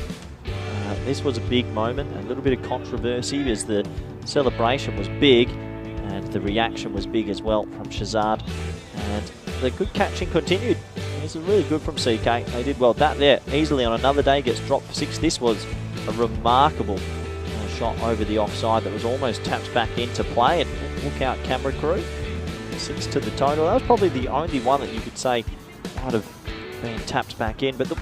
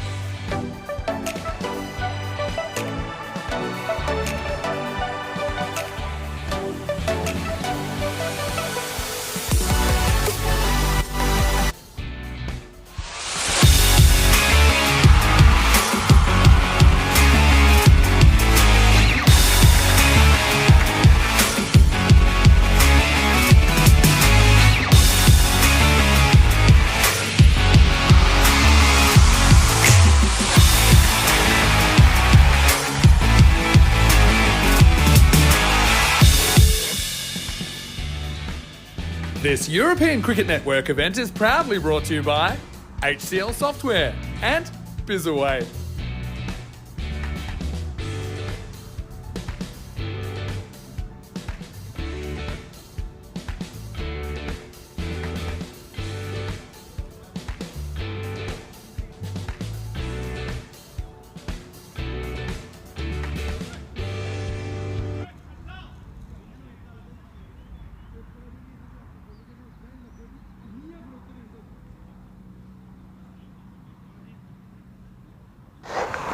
Coimbra Knight's the call. Heads. Heads is the call. Calm down. The tail. You're batting first. They're going to bet. Back to you, Corey. So welcome back, everybody around the world. We're getting ready for match number 2 tonight on this Thursday between Coimbra and Marlow. And well, it's been a pretty exciting night wherever you might be, and we've had a bit of an upset, you'd have to say. Coimbra winning the match earlier and winning quite comfortably. Well done to them. And right for Marlow, I expect them to come back quite strongly in this game, and we'll have to wait and see while we try and compose ourselves and not lose all our composure out here. I know there's been some tensions running high, and that is exactly what happens when you play live on the ECN. I want to say a quick shout out to Anna and Rochelle as well for all the food. Sensational quick dinner, quick turnaround, and didn't have too long to get back out there. And out come the batters to the crease now.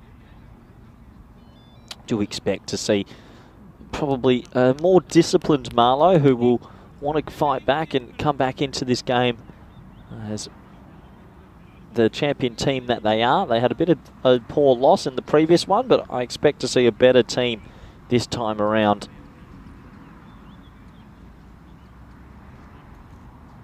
So we're almost set to go. Looks like players out in the middle.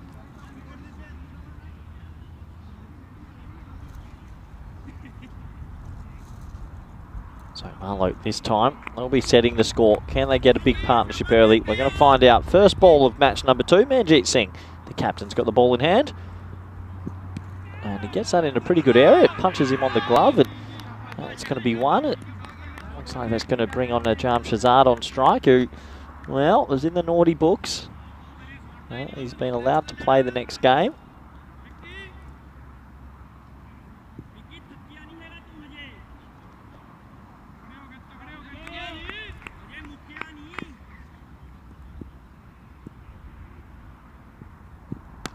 That's a nice looking shot. That will be in the gap for 4. So a little bit of width on offer and cuts that away nicely for 4. So Singh just missing his line and length there. And yeah, nice shot. That was baseballed, wasn't it? Sort of a big punch down the line. Gets the couple people on base. He'll be happy with that. 4 runs.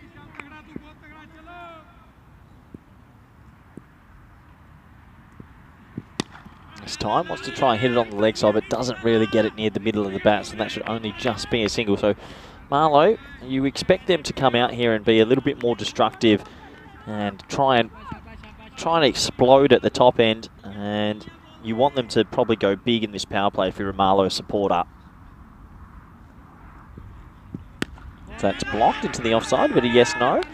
But yeah, there was plenty of tension in the previous game, and you can imagine during the break, Marlowe aren't a team that usually lose too often, and sometimes when that tension boils over and a couple of bad mistakes happen, you have a loss. So they just need to compose themselves now and make sure that they don't have a similar incident like before. And you can see that batting maybe with a little bit more sense so far in this inning compared to 20 minutes ago, but it's good to see them control themselves, and you've got to control yourself, as I know passions can run high and players want to be out in the middle. Sometimes it just doesn't go that way. If they can focus on themselves here, I'm sure they'll be fine. Inside edge onto the pad, and that'll be the first over complete. Right, full, straight, big inside edge onto the pad, and that will bring the first over to a finish. It is 7 for none.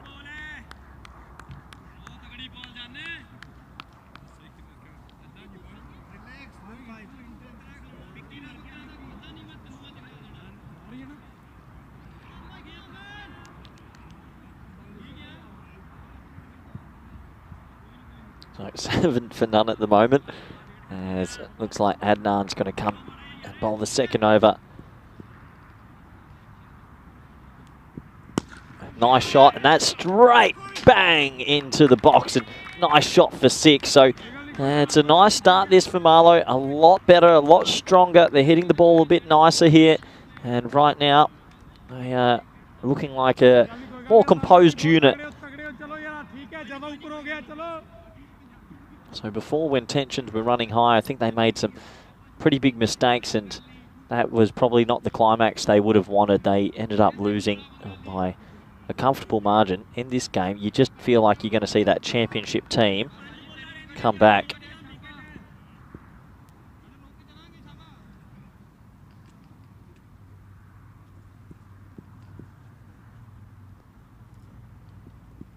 Pulled away. And that's just going to go to the fielder just for a single.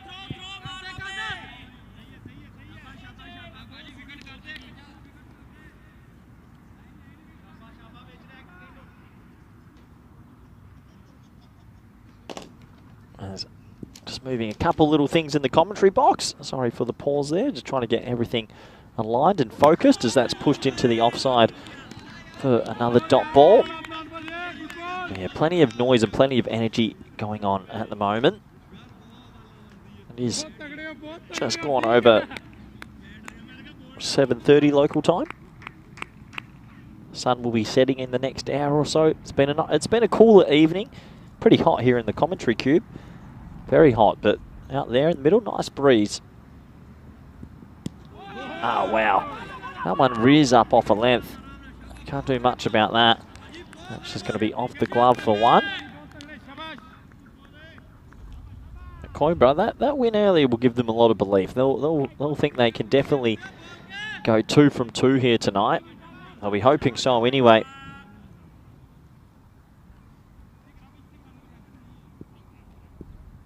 What can Adnan do? Can he pick up a wicket? In the air, and they've got that third so wide again. It's not the right position. He has to be finer, and the edges are always beating him on the left. It's just cricket 101. That's 4 free runs. I think in nearly every other team this would have been out. He's meant to be fine. He's so wide. Maybe it would have ballooned over his head anyway, but just an angles thing. I don't know, maybe Zishan in the chat. Am I allowed to say that, Zishan, if you're still listening? And that's why they call me the hummingbird.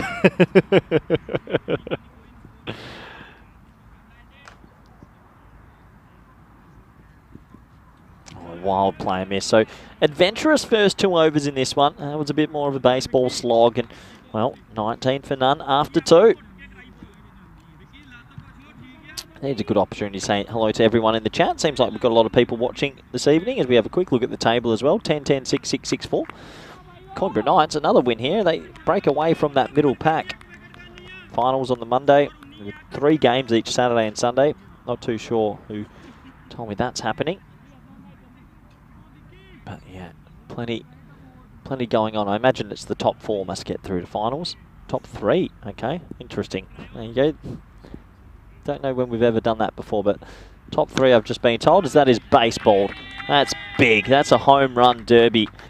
And the pitcher just sat it up, and that is the new sort of shot you see in cricket these days where players are, I call it baseballing it. They're basically flat batting it straight. Instead of going square, just straight. And that's a lovely example.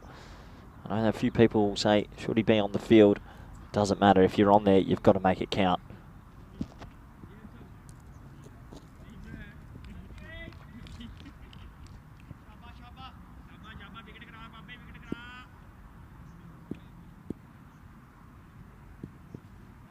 Gone. Well, that's a good comeback. That's as good as he can do. It's 6 now and he stands there. He's got to get off that field. And, well, we're not too happy. And, yeah, it cannons through to the stump. That rolled. That really did stay low. And I think it was more looking at the crease just like, oh, what am I meant to do about that one? There isn't much you can do, really. Sometimes on this pitch, it just stays a little bit low. And that is the very first wicket in this second match. So 25 for 1. But yeah, good to see so many people in chat. Trippy and Richie, and let us know where you're watching from. Sahel Rana, Sojby, we got a lot of people. John Gray, crew. Let us all know where you're watching from for your Thursday nights. I know I'm enjoying my Thursday night. A couple of people watching in the Netherlands at the moment as well. It's good, my home country, yeah, in Arnhem, east of Holland. Little Lem. Watching Conrad. Conrad's asking who's watching, and I'll answer. I'm not afraid. 25 for 1. Good to see Kitty Huntley in there as well. That's very close. Wow, that's very close because it stayed low. I know he charged, but I guarantee this is closer than you think.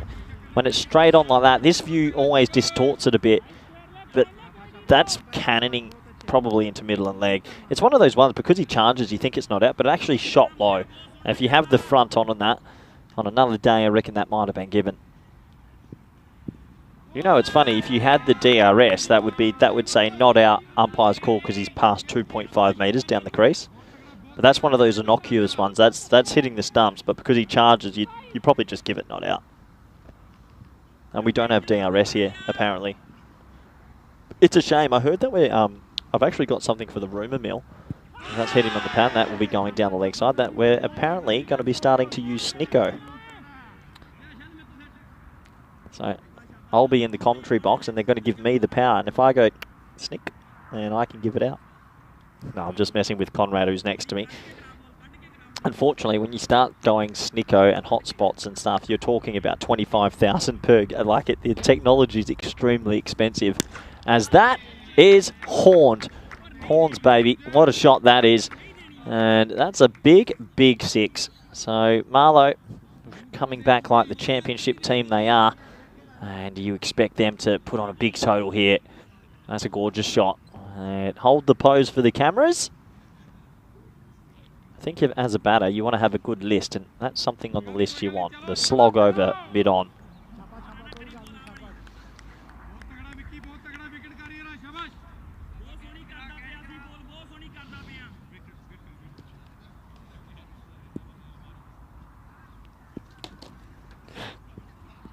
Oh, that's very close, and that time he might give it. Oh, not out. Oh, was it going down leg? It was a giant appeal. He's going to signal leg buys, or maybe he forgot. Was it hitting the stumps? I think that might be hitting leg side. That's from the angle. It's the angle view we show is a tough one. Tough. I can understand why you gave that one not out, but it is leg buys. It's the signal is called now, and 3 overs gone.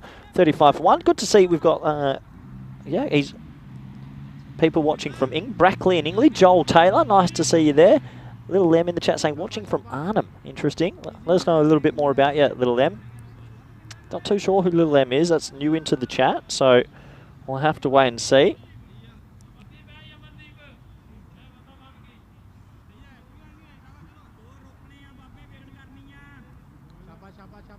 Yeah, I've got a question coming in. 35 for 1. All play and miss. Asking about the commentary box. No, I had a bit of private time during dinner, and then Conrad comes and joins me in the overs. He comes and sits next to me so that I can have a bit of a conversation on the side, ask me some cricket questions.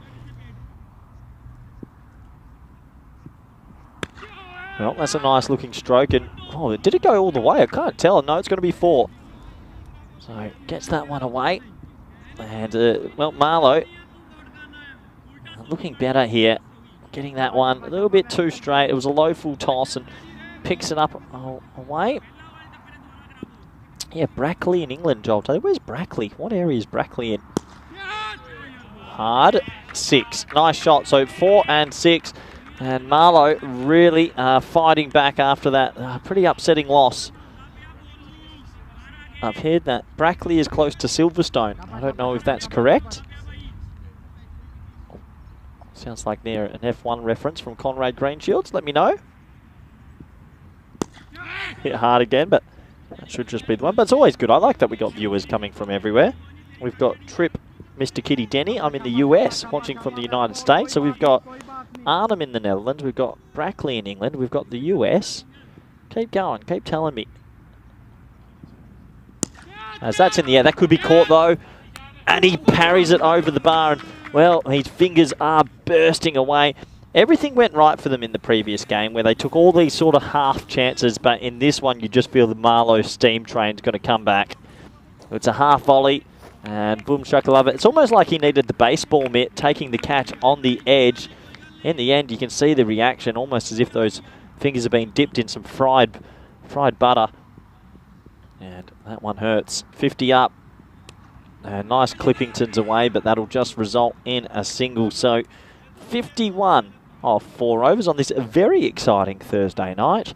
And everyone watching from all over the world. Tell you, we have been hosted well. The dinner was fantastic. It was a quick dinner, quick turnaround, but we always looked after in Portugal, I have to be said. And it's that worm is climbing and it's growing. That's a scary thing if you're a Coimbra Knights supporter. You want that to stop growing. And Joel Taylor, it's north of Oxfordshire, about 7 miles from Silverstone, and that's where he works. Well, hold on. Joel Taylor, do you work in the F1? Because you've just got 2 new fans. And what can you do for us, Joel? As that's an absolute rocket of a shot. Oh, yeah. Sings crunch that. That's West Indian style 1972 Gordon Greenwich off the back stool.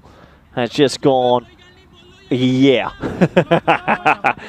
Oh, I love that. That's an amazing shot. That's probably shot of the night for me. Probably the second best thing I've seen tonight, though. So that's blocked into the offside. What was that, Conrad? What's the best thing I've seen? I was going to say dinner, but no, I received a message probably 30 minutes ago that pretty good news. Well, can't answer that one, Conrad, but 57 for 1.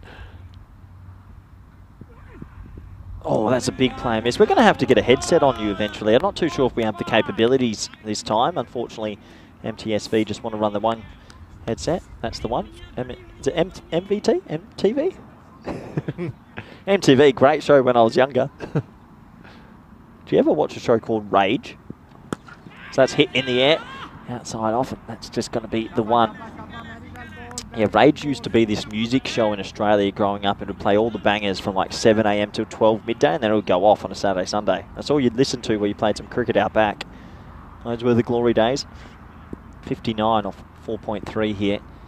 Marlowe. Gone. Plum. Yep. easy decision, and that is absolutely plumb. I love it when a batter thinks he's not out because Singer's lost his mind. That is so out LBW. I don't think I've seen a more plumb. That is so plumb. Like, that is cannoning into middle and leg.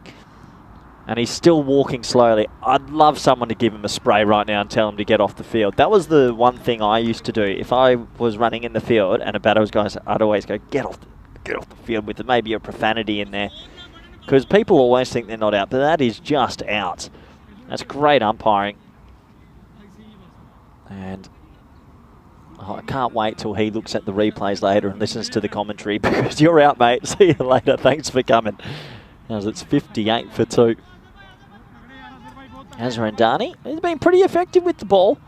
Sometimes he can get hit, but he seems to have a nice little knack to pick up wickets.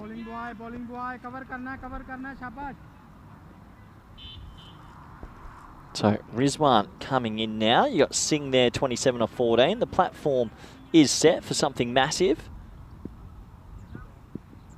And that one is adjudicated okay. So 5 overs are complete and the score is 58 for 2. But yeah, great to see so many people tuning in on this nighttime game. It is getting a little bit fresh here. I have brought the jacket actually. The wind's picked up.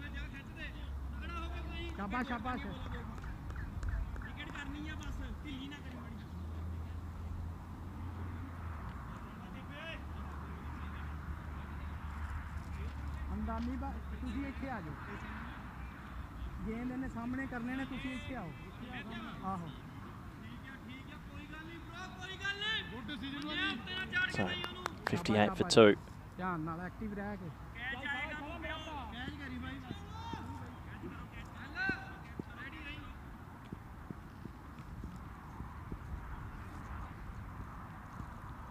Well, it's a full toss, and that has just been picked up easily. Yeah, it's a poor ball, bit of a Gundy ball really, and it goes for 6. Nice shot, gets it away, and well, you'd be pretty happy with that. Low full toss, and 6 runs.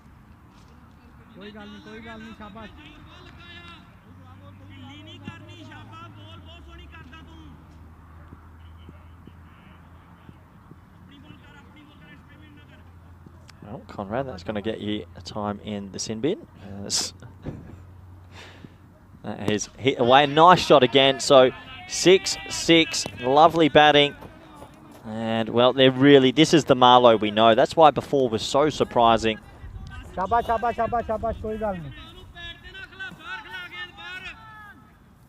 Really nice stroke.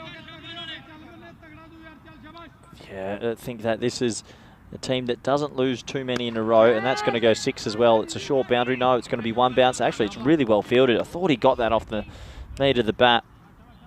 Here we go. This is the fun stuff. Joel Taylor. I don't work for F1. I work for the organisation that officiates, regulates racing through the UK. I'm a steward. It's not a job that you make many friends in.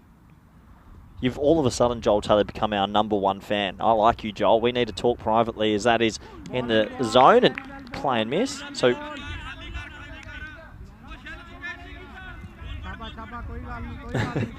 I'm not going to ask that, Conrad, but maybe, Joel, just if you can get us some free tickets next year to see. I know that we shouldn't be begging, but tell you what, that's another play and miss. If you're going to enjoy all my free coverage, I think that, yeah, it's time to pay back the piper.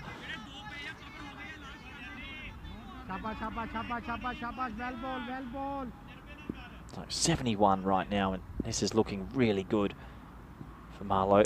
That's an inside edge and skews away, and well, a little bit of a Sydney Harbour Bridge over that one. They'll think about 2. It's a decent throw, and well, that's actually pretty close. I reckon we're going to have a look at that side on.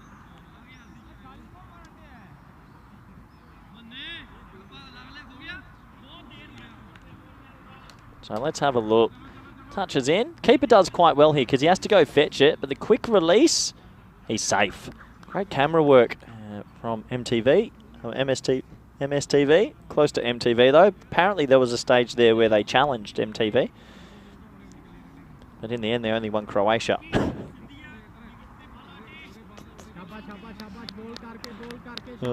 Hope James Cantor's not listening tonight. Hope he's busy. Maybe should probably check that. I'm against them. I felt like MSTV tried to get me out of a job the other day. I'm like Hillary Clinton and they're Donald Trump. They're just trying to do anything to me. So back to the action, and Dani to continue. High in the air, could be a wicket, and it is a wicket.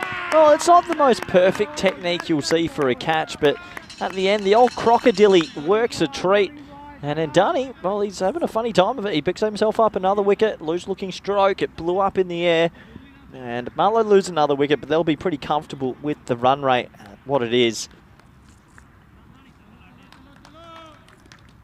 So, very nice. This from Coimbra. High in the air. Man, good ground to his left. Not an easy one. And yeah, there's the crocodile technique. Yeah. I wouldn't advise it to many kids out there, but a couple of adults still do it. Why not? Now, when you actually think about the crocodile technique, you're actually catching it with one hand, and then you're just making sure the other hand is swallowing it. Unbelievable technique. Anyway, back to the action. Well, that's really reared up, and they'll scamper through for one run. That should be a single off for the batsman as well, as that's off his glove. And Kroom in the chat saying a free trip to Cardamar, ECC for Joel, in exchange for a Silverstone ticket. We'll be happy to oblige a free ticket for him. He can have free ground entrance. What do you mean pay for his ticket? The only thing I'm paying for is his entrance to the ground, his ground fee. Yeah, we'll cover the costs of that. That sounds like a good deal.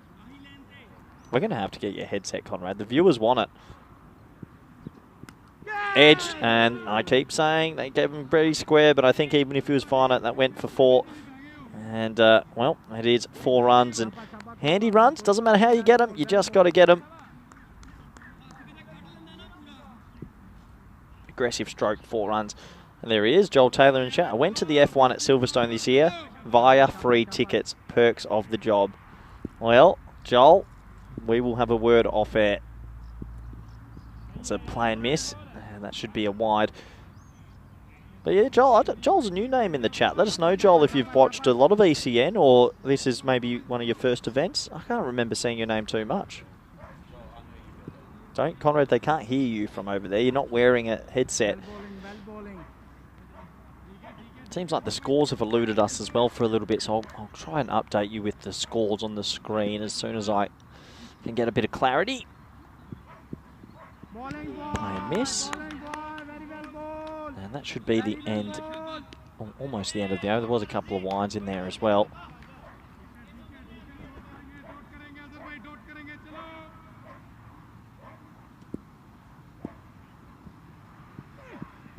Oh, high in the air, and that might actually go. That's an amazing 6 because it's a leading edge. He's leading edged it for 6. Well, you don't have to use the meat of the bat, just use the giant edge. If this was a cricket bat from 1950, that wouldn't even left the inner ring. That has flown for 6. Wow. Sometimes you just got to say it's not your day. That is super unlucky. And now he edges for, so he's gone edge for 4, leading edge for 6, edge for 4. And you have to wonder, do they need to get the bat gauge out there? That bat might be oversized. Remarkable. That's a lot of luck in 1 over. Hazra Dani.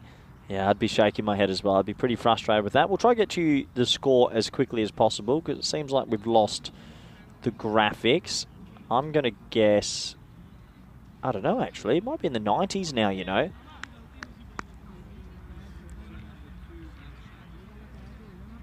So, 92 is the score, I believe. 92 for 3 off 7. And that's the score. Hopefully that can keep you guys as advised as possible while we work really hard behind the scenes to get the graphics back up. Lakshan Wirikun coming into the attack, and oh boy, that's gentle. And Gert calls it a very slow wide, but that's definitely a wide.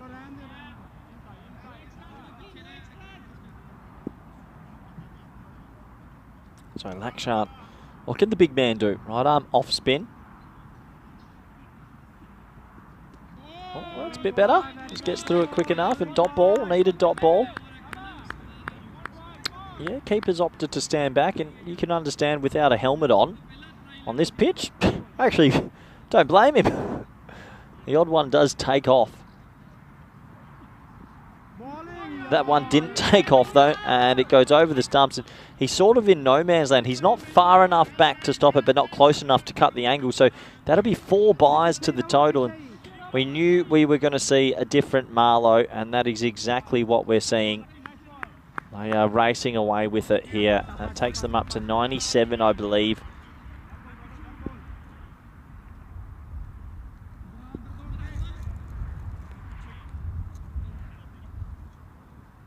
Well, here, I've got a comment in the chat that needs to be mentioned after this. Missed time down the ground.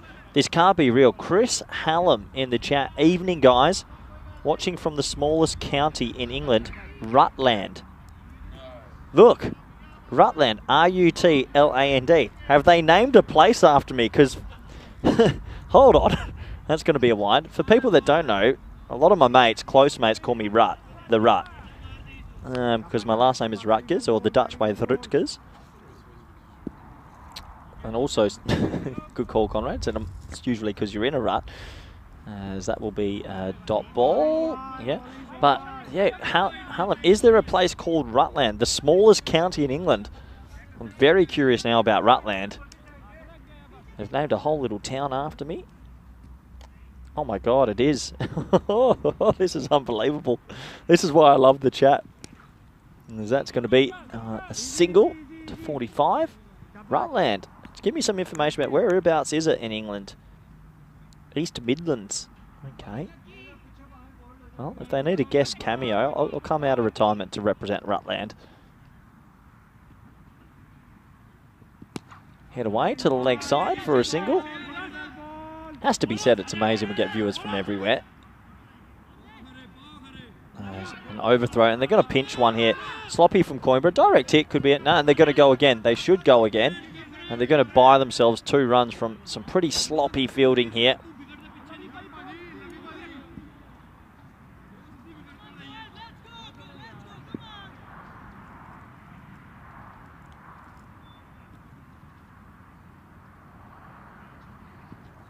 That's a play and miss. Yeah, interesting. Rutland was once a part of Leicestershire between 1974 and 97, but is now proudly its own independent county, and it is the smallest county in England.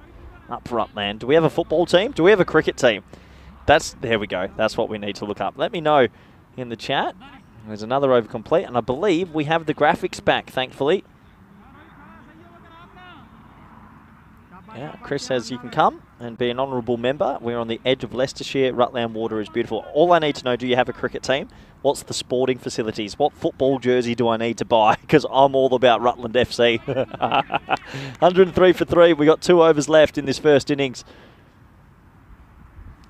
God, off his pad into the stumps. And Coimbra, to their credit, despite a slow starter, fighting back a little bit at the back end here. Another wicket will go down. The cowbells are ringing. And watch this, skim off the pad, back into the stumps. Another wicket goes. More importantly, a dot ball brings a new man to the crease.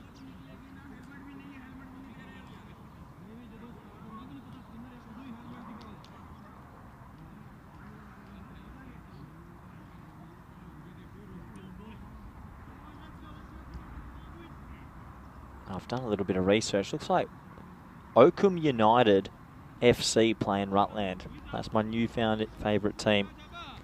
And they've got a capacity of 1,000. Pretty cool. Stuart saying I'm banned from England for undisclosed reasons. That is not true. I actually lived in England for 3 years in my past life. I lived in I lived in Manchester for a summer. I played cricket for Hyde. Yeah, it was good times. Very good level of cricket. It was good fun.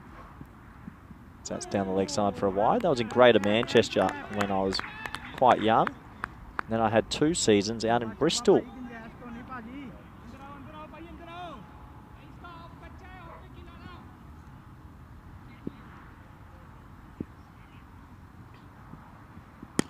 That's high in the air, and it's going to be 1 bounce. Just the single. Good work from Coimbra, fighting extremely hard to stay in this.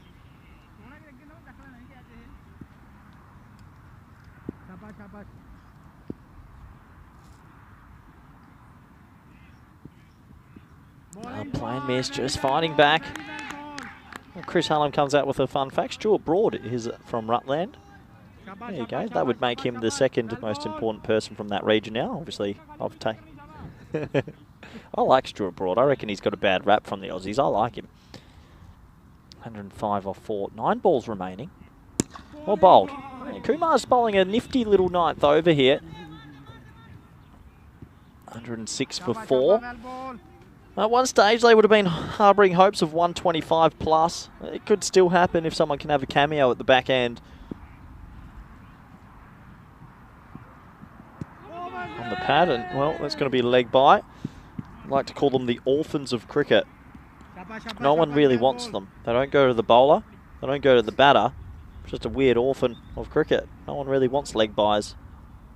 They get added to the extra column, but they don't feel like an extra. As that's been whacked away, and that is 6 off the second row. And the crowd goes wild up there in the bleachers. 6 runs, 113 for 4. Tell you what, if we did have a full capacity crowd in the little stand there, that must be a stand of what? How many could that hold, Conrad? Probably 200? 200 seats?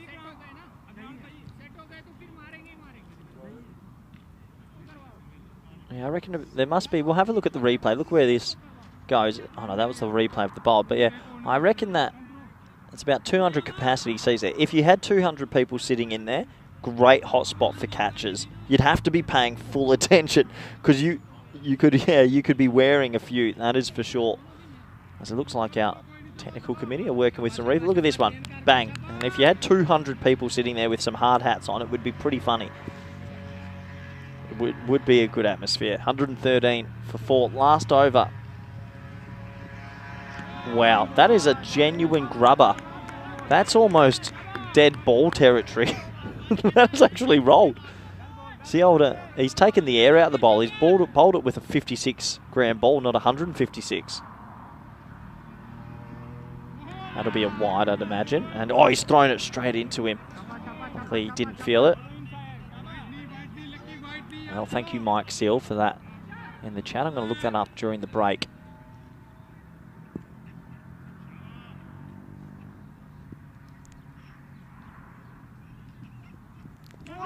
So, play and miss. And, well, they'll try and steal one, but they won't be able to get it.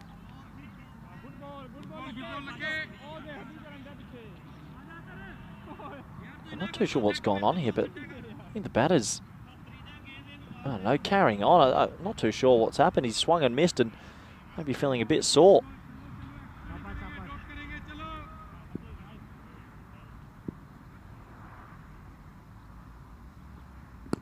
Well, flied it up. That's a juicy delivery and just be the one.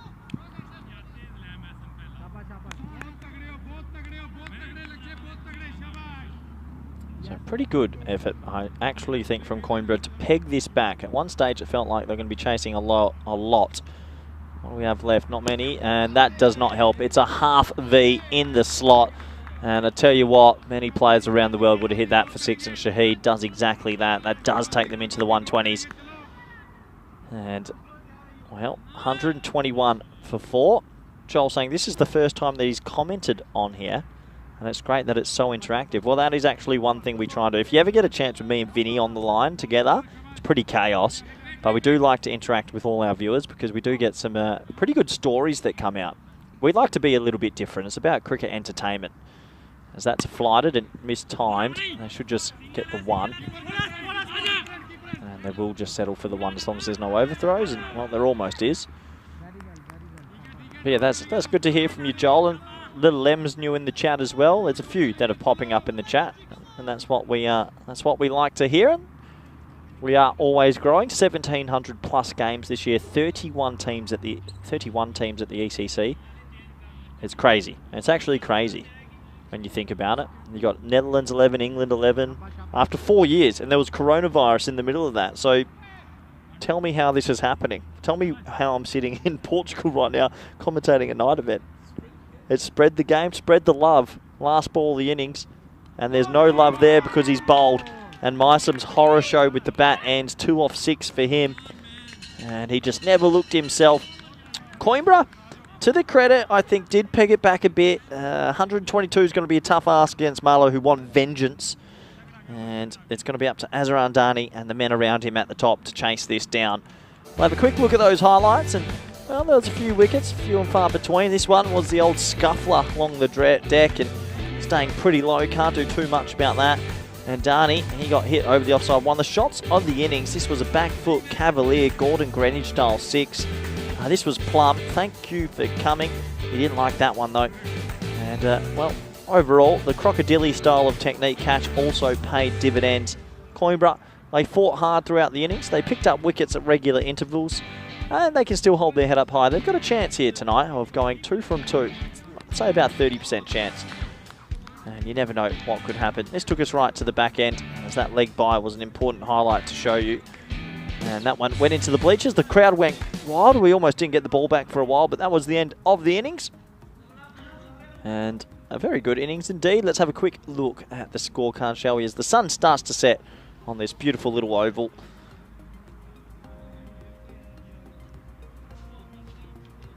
We have a look at that batting scorecard. And there it is, 40 off 18, 12 off 7, 17 off 8, 17 off 10, 18 off 11, 16 extras. That hurts. 8 wides in there.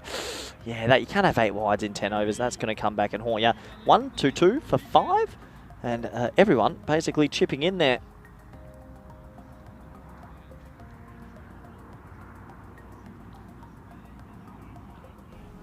And we'll have a quick look at the bowling figures also.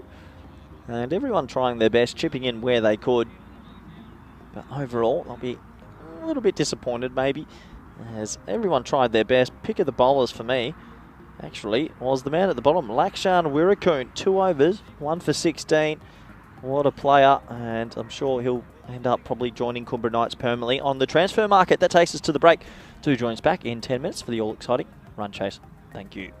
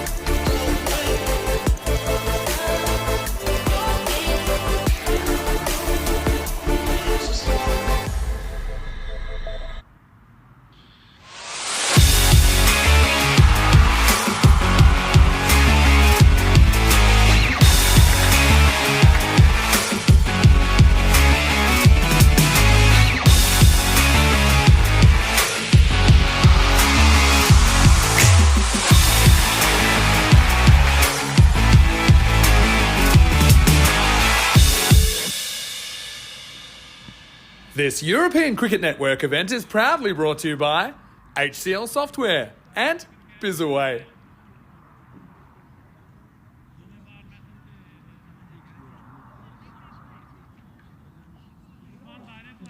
Hello and welcome back, everyone around the world.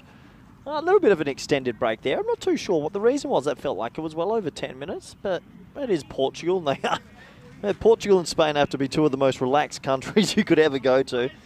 You take one look at Conrad Greenshield's beard and you can understand why. It hasn't trimmed that in a while. But anyway, back to the action. Marlow, they've mustered themselves to 1-2-2 for 5.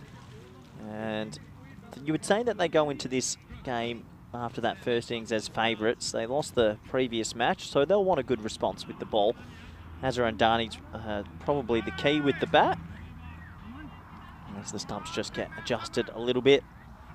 And the sun has set now behind things. It's a little bit chilly, I would say, around the ground, which is surprising because it's still probably plus 20 degrees. Just feels a little bit brisk tonight.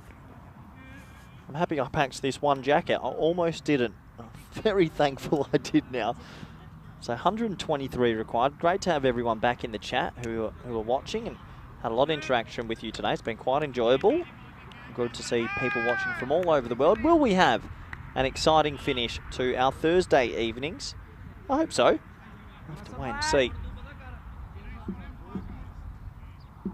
So we're almost set to go. And Darnie needs to play a good one, you feel. First ball in the run chase. Cut nicely, and well, it's pretty well stopped and well run as well. You can almost go on the hit. Everyone's sitting back on the ring. They will get Saini on strike, and deep mid off and deep mid on are the two boundary riders. So you can see shadows all around the ground now. The lights have come into effect. Saini crunches that down the ground. That should be one. Watch the bobble. Yep, that's easy. Doing for Amandeep.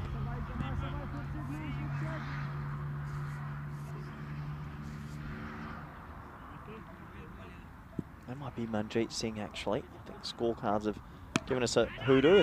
And Darnie misses out on that. That really was a ball that sat up nicely to be dispatched. It is Singh out there. So just the graphics playing a few little games with us in this evening fixture. Can and Darnie get going? No, not really. That's off the inner part of the bat. Oh, it's a misfield. Well, that could result in a couple extra.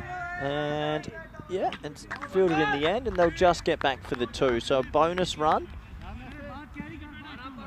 Marlow, been a little bit under par tonight for their usual lofty standards, but they'll still be confident they can win this one. High in the air, and if this is caught, he's in trouble. Myson making good ground, and caught. So Ndani will have to go early. Once again, looking for an aggressive stroke, and well, good catch from Myson. He made good ground to his right, and he holds on to it. He just chipped it in the air. I think he wanted to go more square with it. And you can see Myson make good ground. Nice safe catch in the end. That means Ndani will go, and the first wicket in this run chase. Marlow well ahead now.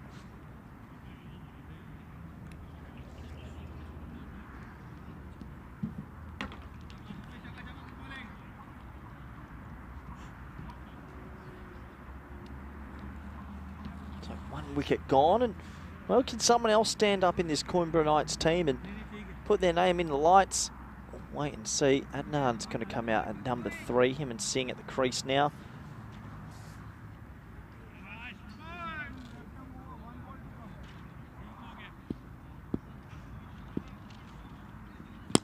Well, that's not a bad way to start your innings. I reckon someone else can put their name under lights, and that's gone all the way for 6. What a shot first ball from Adnan, who's having a pretty good day out, and the score at the end of 1 is a proper T10 over, 10 for 1. It's cross seam, and that is just swashbuckling style for 6. No respect.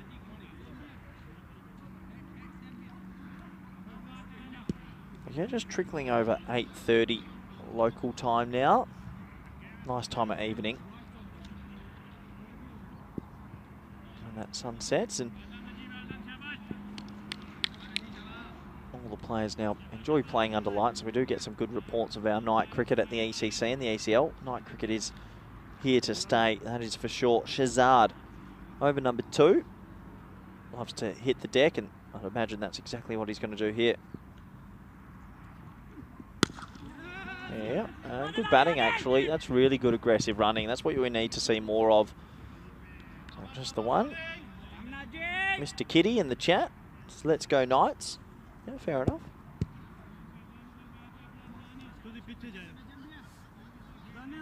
It's always nice to see our faithful supporters have a couple of teams they like. We do see a lot of teams all over Europe.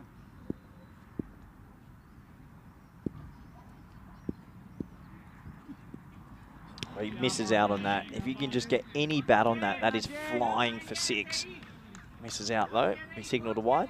Yeah, I wonder who the Portuguese team's coming to next year's ECL. Has it been decided, Conrad?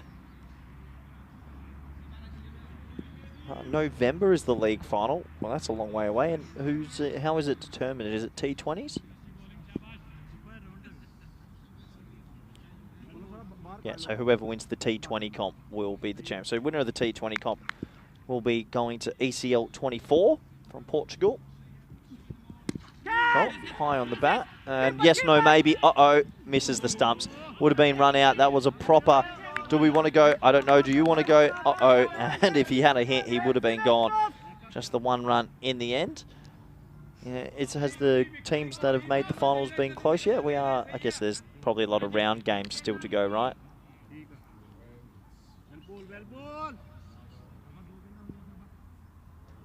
Yeah, okay, so very interesting to see who will win the T20 comp here in Portugal.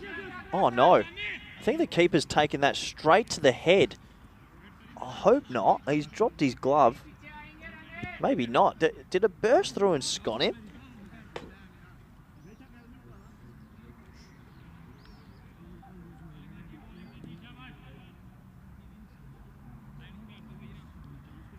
Let's have a closer look. Did it get through the gloves? Oh, yeah.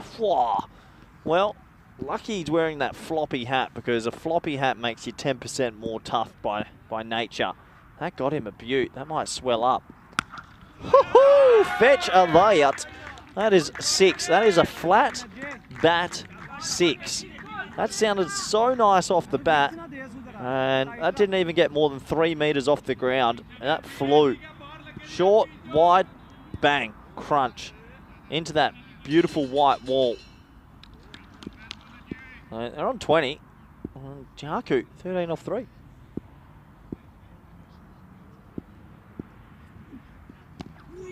I reckon that's one of those ones that if you have a proper look at this, that hit his pad first.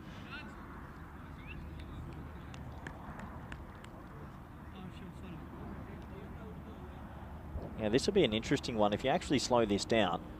That was angled in. It hits his pad first, but just outside the line. That angle's never the right angle. I don't like that angle because it's slightly off, so it misconstrues things. But that was pad first. That would have been a brave umpire to give it out, though. You can let him know tonight, Conrad, what you thought about that one. That is up and not over this time. Should be dismissed, and it is dismissed. So a wicket will go here. And the first over, like the second over, a wicket and 11 runs off it. Proper T10 cricket this.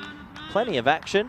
And it was short. I reckon it was there to go again. Bit of width, but it's an awkward looking shot. He tried to punch it upwards instead of flat bat it through point. And the second wicket will go down. The score at the end of 2 is 21 for 2.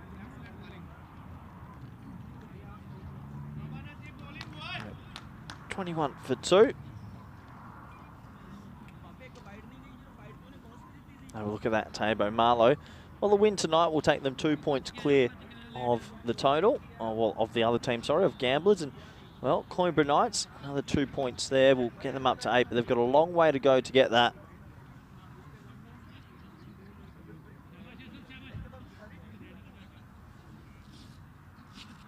So 21 for 2.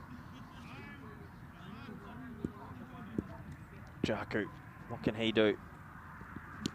He can play and miss, that's what he can do. And I'm all a big fan of how Jaku's playing here. It is all or nothing. He's just swinging that piece of willow as hard as he can and hoping he connects. And he doesn't connect, so he's going to be out. That didn't sound good off the blade. And that's 3 wickets down now, and you have to wonder, is this going to be a bit of a fizzler to finish our night? It went miles up in the air. It's a loose-looking stroke, but when you swing the bat that hard, well, it's never going to be pretty. And a third wicket will go down. 21 for 3.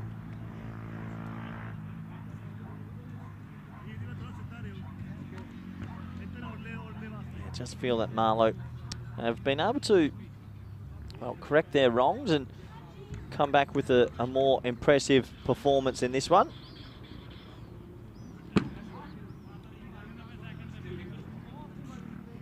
Like 21 for 3. Mahmood, once again, proving effective. He's only bowling with one shin, but it doesn't matter if you can get it to the other end still.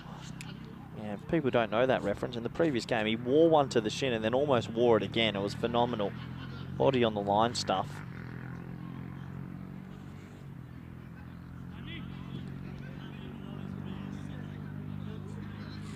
Holy shit, why? Why, we just have 90 seconds. What's happening here? Even in the last match. Once again, another batter coming out, not really ready. Right. Not too sure.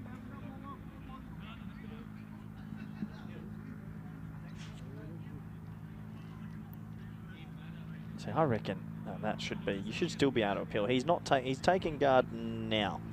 Yeah, that does feel like a long time. We are pretty strict on the time limits out here.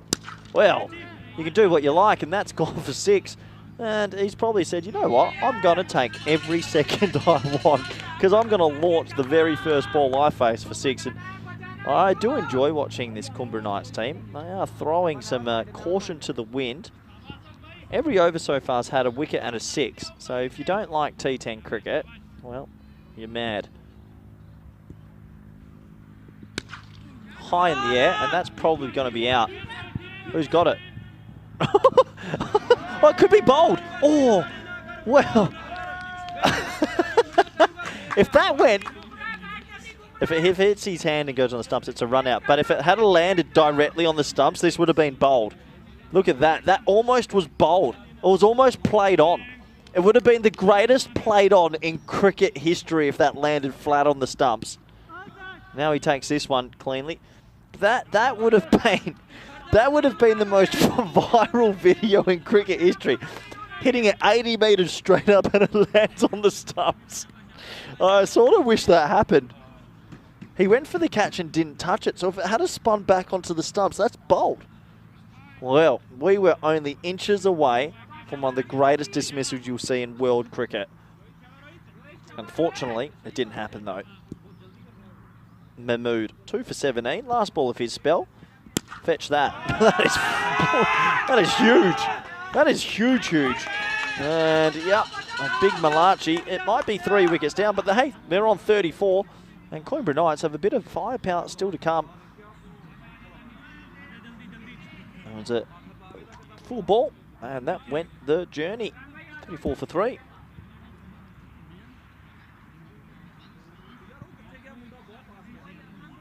That would have been, yeah, that would have been one of the greatest things I've ever seen, because that went miles in the air.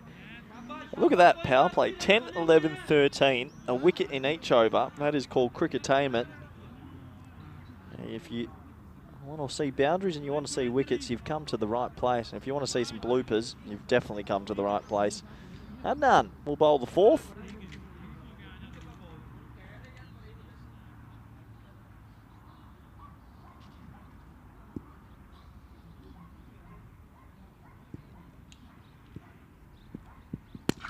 Well, we've got a piece of that. It's in a hole.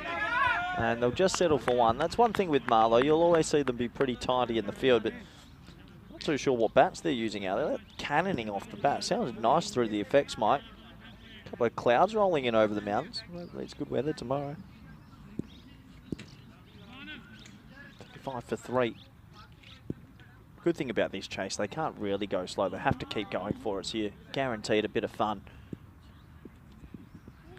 Tell you one thing, Kumar not batting with the helmet, charging a seam bowler on this wicket is, well, it can either fall in 2 categories, stupid or bravado. I'm going to go stupid. What do you think, Conrad? the batting in without a helmet and charging on this pitch. I mean, you're just flirting with perennial danger. Let's just hope it doesn't hit him. This pitch can play tricks. Well, he doesn't get that out the screws, and that should be just one. I always think on this network we are amazingly lucky. So I reckon I've seen probably 10 to 12 proper dinged up players with helmets on. And all the people without a helmet just keep getting away with it. It is unbelievable.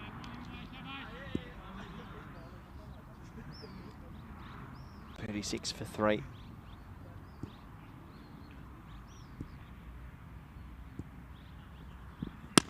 Oh, that again sounded good off the bat, but wasn't really, just the single. I wonder how you would Conrad, is there any piece of equipment or viewers out there that you would modify? Cricket always technology modifies. Would you do something different to the pads or a different style of helmet, maybe a motorbike helmet? Or is there any difference you would bring? Different gloves? Maybe gloves? What would you do to the gloves, Conrad? 6 fingers or something like that? For our Tasmanian viewers, that's the one. So he is so like Kumar's.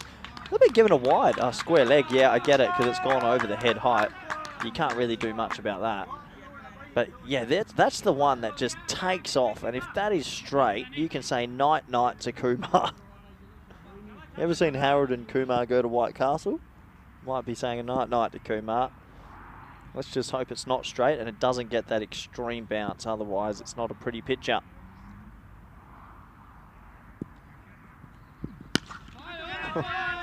Well, he's got it miles in the air. Good luck catching this. Collision time? No collision. And a nice catch by Mysom in the end, who called him out of it. And, well, that is out. He got under that. They're hitting it quite high. And that did go miles in the air. Nice safe catch in the end. Well, both for a second warning, Amandeep and Mysom. But Mysom, it was just to the right a little bit more. And they don't spoil each other in the end. So another wicket will go down. 38 for 4. Wicket in every over so far. Cricketainment. Seeing players try and hit sixes, but not being able to do it too consistently at the moment.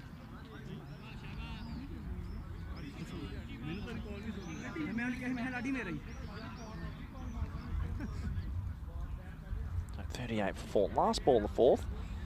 We're currently on track for a world record. A wicket in every over. Only one. It hasn't happened where we've had just one in every over, because usually you get a one where there's not a wicket or a double wicket over, and if this ball's not a wicket, it's on. Well played. It's a pretty good ball actually, and it jarred out for 1. So a wicket in every over so far, a 6 in every over so far. The score is 39 for 4. Oh, there wasn't a 6 in that over, I lied about that one. Only 5 off Gondal's over. I wonder if Marlow will use this opportunity to give some other players a bowl, or if they'll stick to their original crew of bowlers. And you can see there's the 4 red dots. 1 in the first, 1 in the second, 1 in the third, 1 in the fourth. Can we pull off the perfect 10? It's almost like 10-pin bowling of the perfect 300. I don't think it'll happen. It's pretty rare, but a lot has to happen. I used to be an avid 10-pin bowler when I was younger. Highest score, 242, and I didn't even get the 10th frame extra balls. I had an open. You didn't get 270, Conrad. I didn't even. They didn't let me put my name on the lane record though, because I had a naughty name. So that's a life lesson. 39 for 4. Oh, short ball this time. Top ball.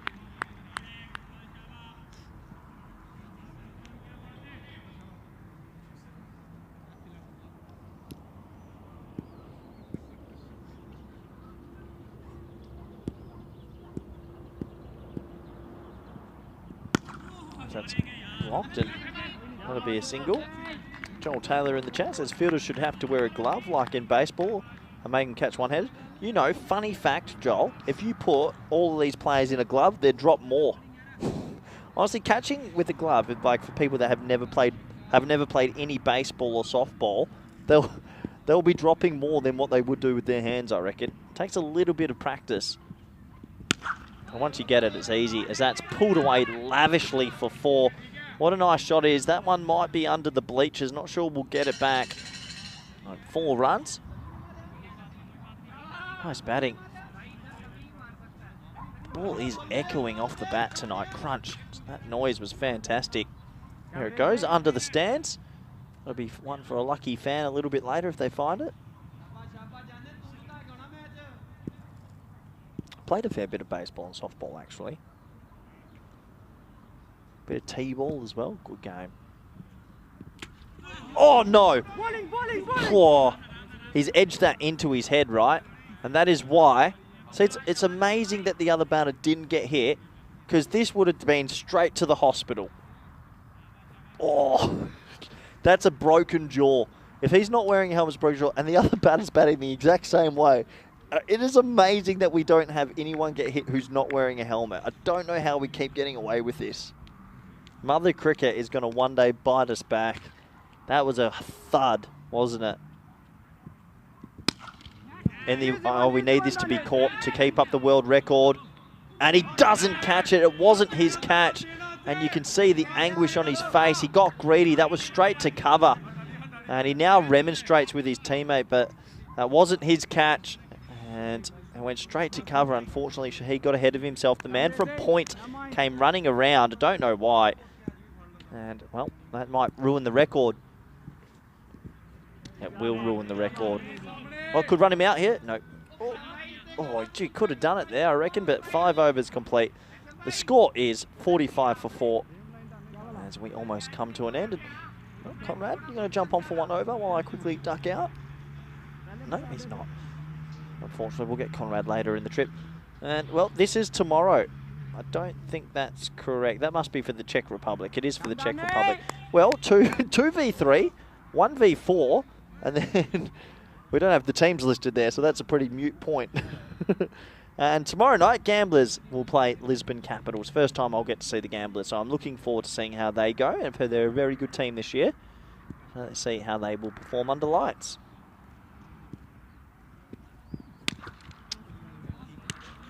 That's a thick inside edge.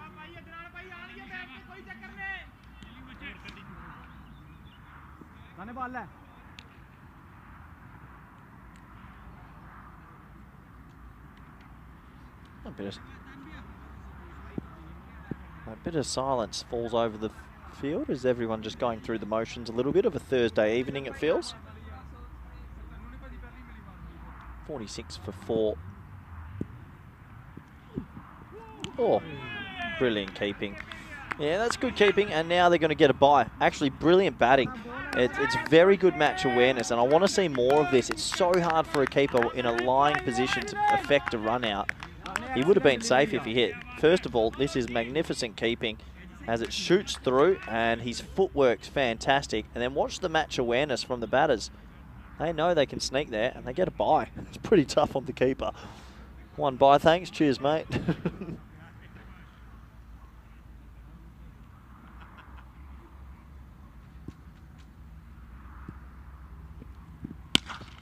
Well, that's gone miles in the air as well. That might be enough on it. No. And caught. Right now, Coimbra, if there was 6s for height, they would be winning the competition, but they're just not getting the distance. Once again, that went miles in the air. And they're going to lose another wicket here. Nice catch from Shazad. It's Marlowe. They are correcting their wrongs of earlier. We're going to get home to a good win, you'd imagine, in this one. Nothing against Coimbra, though. They are giving it their all. Just not getting enough distance, Conrad. One of those funny things that the noise off the bat sounds good, but yeah, sometimes you just get a little bit too aerial. So 5 wickets down now. Wonder if there's anyone in the chat that's actually watching all 7 games a day, if they're that committed. 140 overs of cricket, that is. I reckon there's someone in the chat that's gone all 7 today. Maybe Chris Smith or Kroom. Don't know if I could do all 7. It's chopped away into the offside, and well, direct hit, and that's going to be out, I reckon. They're going to have a look at this. This will go straight to the 3rd umpire. Let's have a look. Well, he's walking straight off the field, and you can understand why. A direct hit usually spells bad news. Here we go, pushed into the offside. A bit of a, yeah, let's go, but it was a good bit of fielding, and watch the stumps get blown up here. Bat's not even grounded, and that is out. So simple decision for the umpires. Krut Patel using the technology because he just wanted to be careful. Can understand that. And 47 for 6. And, well, we're 4 deliveries away from an early one. Conrad has now just spilt water all over my laptop. Conrad, clean that. 47 for 6 as the nighttime fun starts to happen.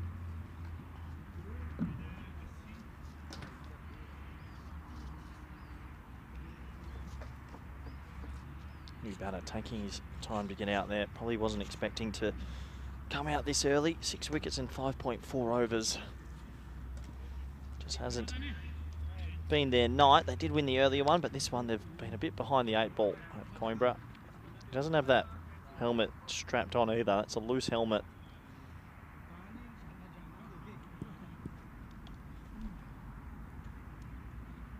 Nope, missing leg. Missing leg. Easy decision for the umpire. And now he's been run out. Well, unless over was called. No, over was called. That's missing leg by a long way. And just watch this where the batsman's... Oh, we're going to miss it. The batsman was wandering out, and if they had have appealed, that would have been run out, but maybe good sportsmanship to not go through with the appeal. And I don't think it's over, so everyone's getting into that sort of nighttime feel where everyone's a little bit sleepy. Not for me, though. Oh, yeah.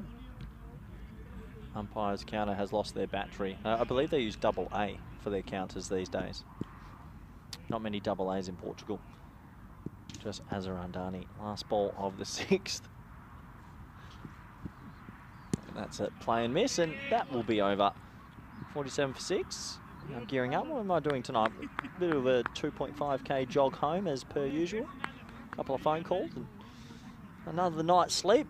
Gym tomorrow morning, followed by a haircut, and then some pool time maybe with my good friend Green Shields.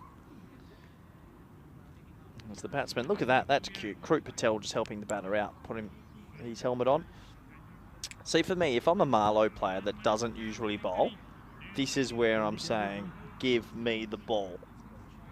Not even coach, like captain, come on. I don't get a chance to bowl. Give me a go. It's like the, in baseball, you have the, like in the 9th inning, you bring in your closing pitcher. He just comes in and throws 8 pitches for the night. That's what you want to be. That's an elite sportsman. Paid the big bucks, throw 8 pitches, and if you get dinged out, you're like, well, I wasn't warm. Anyway, it's going to be Mysom, who bowls often in this league. Yep, there you go, 7. So just decking back in off the pad.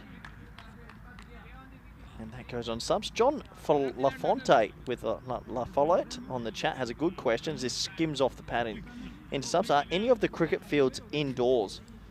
Well, you had the Etihad Stadium in Australia is technically an indoor. What indoor? Yeah, it's Marvel Stadium is what it's called now. They played outdoor cricket indoors, but not really. But I reckon if we did find a giant dome that we could play cricket, it would be 365 days a year because Westy would love the idea of no rain. It would become the home of ECSN. If there's a dome in Europe that could host cricket, the problem is the ball height. You saw some of the shots that have been hit up. It has to be big enough to allow height. It's got to be a pretty big facility. But don't put it past this company to find something. I'm telling you. In Holland, they actually put domes up the hockey fields, gigantic domes blown up for the winter of hockey. So they play indoors. It's pretty cool. 47 for 7. Leg side. Good energy still. 47 for 8. No, 48 for 7, I should say. A little bit less lexic there. As Wirracoon comes out. Maybe a personal highlight, but this has turned out to be a little bit of a fizzler. Game number 2. Did think Marlowe were going to come back strong, and they have.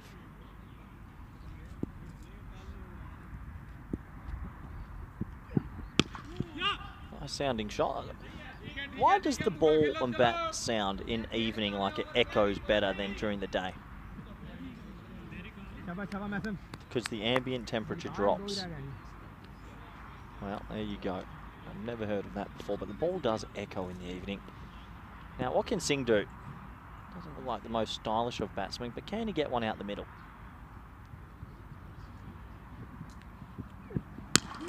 It's Sammy out the middle. He'll get himself one. He'll get himself off the mark. And Marlowe got to come home pretty big victors, you'd imagine, in this one. Coimbra can say they went 1-1 tonight up against a very good team. Does actually open it up the group a little bit for the other teams to potentially catch Marlowe as well with that result.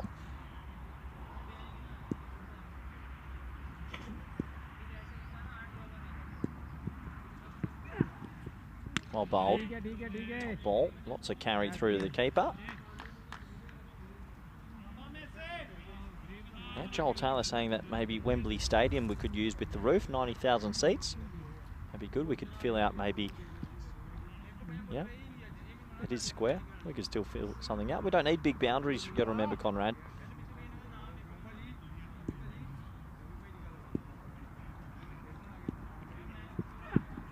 Edged away, proper traditional edge. That's exactly where your third should be. Pretty fine.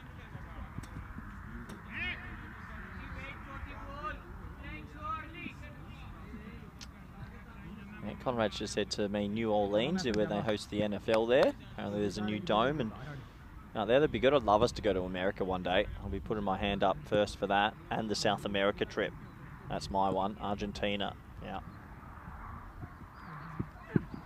I think ECS Las Vegas definitely has some rhythm to it, as that's pushed into the offside, and that'll be a dot ball, 51 for 7. No, I think we can definitely take this on the road. Africa's obviously an option, probably pretty close, but still. Asia, I'm not sold on. I don't want to go to Asia. I'm thinking the Americas. I want to go to Cuba. Let's take the cricket to Cuba. I just want to rock up in my old school 1960s Cuban car, a big big cigar hanging out and ready for the cricket.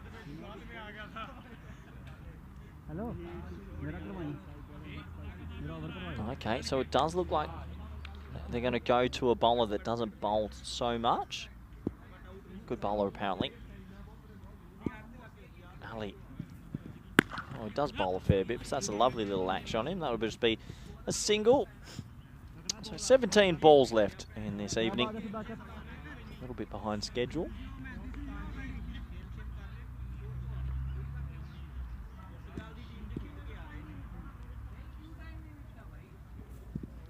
Oh, there's that one that just rears up from time to time. That really did go.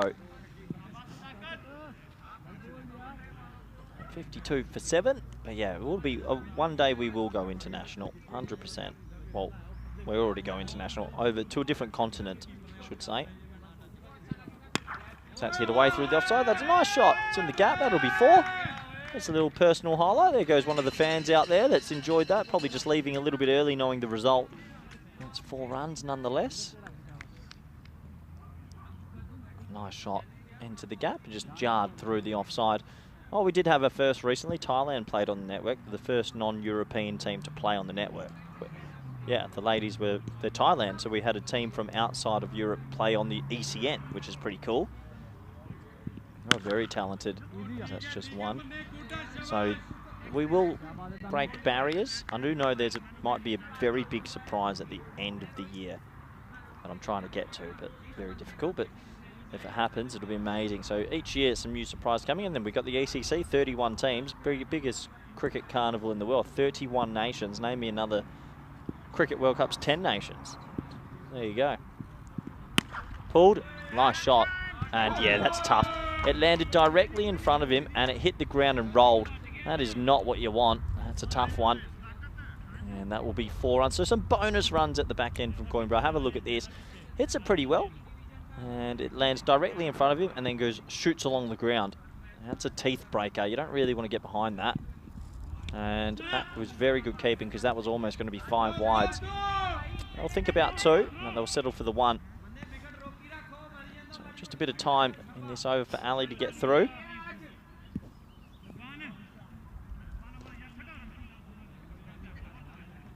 So 63 for 7. 13 balls remaining. Play and miss. That will finish that over. 8 overs complete. Score is 63 for 7. Last maybe 10 minutes of tonight. I do want to wish everyone a good evening, whatever you get up to. What do people do when the cricket finishes? I mean, we put so much cricket on. Is it like this vast space of time where you actually have to talk to your loved ones. Because that must be tough. We'll try and play more cricket for you if you want. But you know, you could, yeah, you got to go do the dishes or the housework. Maybe, to be fair, you can just go back on YouTube and watch another game. That's what you tell the wife. You go, oh, babe, unbelievable. There's another game coming on live at 10 p.m. local time. And you just press play on an old video. We should set up a fake commentary for it. Anyway, back to the action. Blocked into the offside. Oh, Gary Wheeler in the chat. Corey, we do every match, every day, every possible, but not always live. See, there you go. Gary's got the idea. Good work, Gary. That's good commitment if you're still watching at this hour. That's going to be a wide. This is what gets me. The wides late in an evening are like almost a chip into my hip. just 90 seconds more.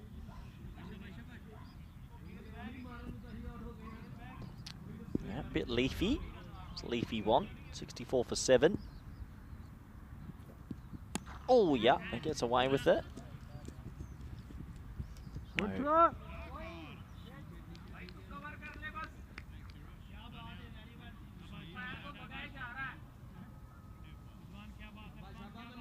we have 10 balls remaining, 58 runs required.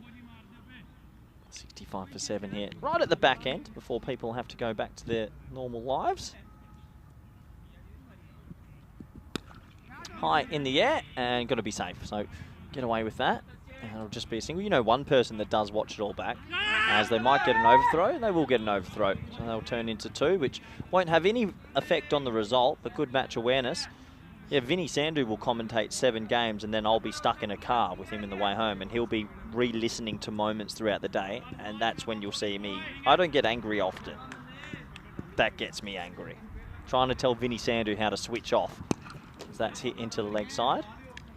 Yeah, that's my last question for the chat. What do you all do when the last game finishes? Do you spend time with a loved one? Do you sit there and set the clock for the cricket tomorrow? Do you make a phone call? I don't know. I'd like to know, though.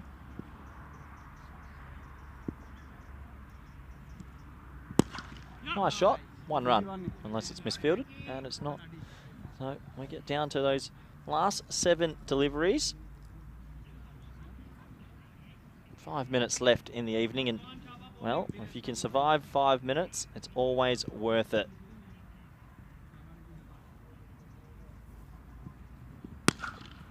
High.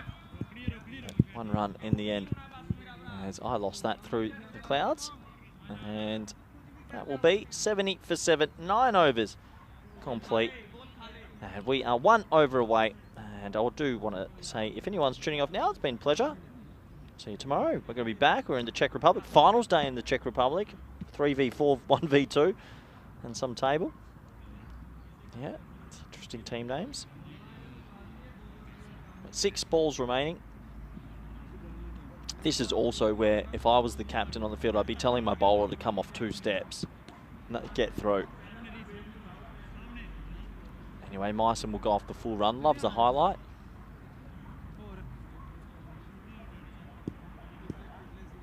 That's a peculiar number, 110. Yeah, 1 run. This is also the stage where I don't reckon, as a batter, I'm really keen to run. But I guess net run rates can always come into it. So 71 for 7 is, well, an exciting evening of cricket. These 2 teams are going to go 1 and 1.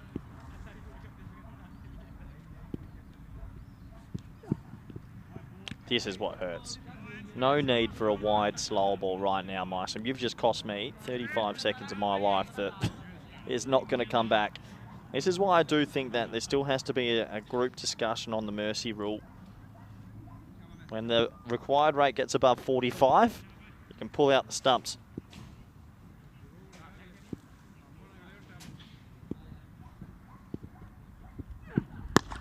Well bowled, well dug out, single. So, just a couple balls remaining tonight. Almost done. Nice, I'm looking for another highlight.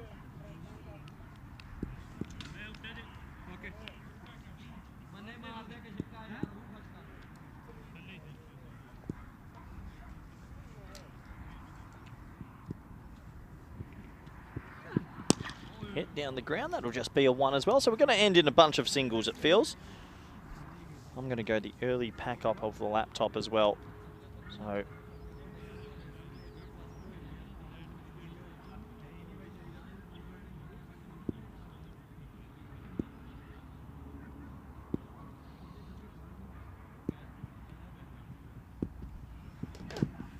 well, high in the air, that might be the extra highlight. No, I didn't see that either. So that's going to be just the one. The single procession continues, but this has been a fun night of cricket again.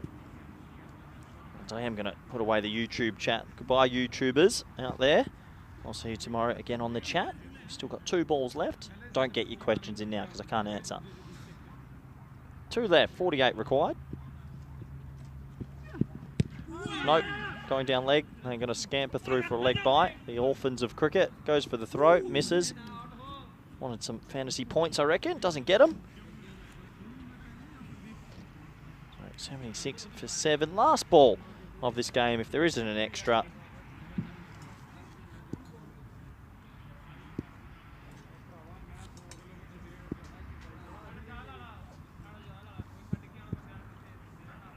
You're kidding me. Bowl the ball, Mysom. And I hope he can hear me. Bowl the ball.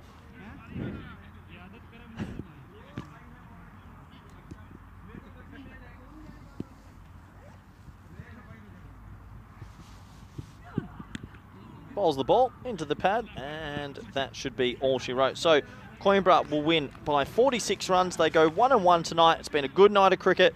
These two teams have played pretty competitively. 2 blowouts in a funny way.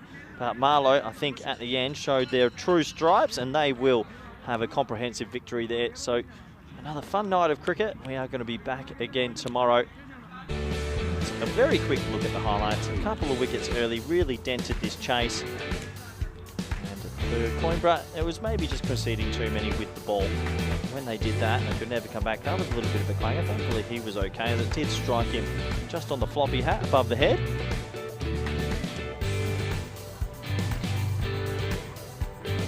Overall, good game of cricket. Played in the right spirit. This would have been one of the more funny dismissals you'll ever see. Almost going on to the stunts for a played on. And there was a lot of good catching, actually. The ball got hit quite high in the air a few times, and they held on to every single catch. That was a lucky to wear. That's why you wear the protection, kids at home. You always got to be careful. It's like in many sports, have your helmet on just in case.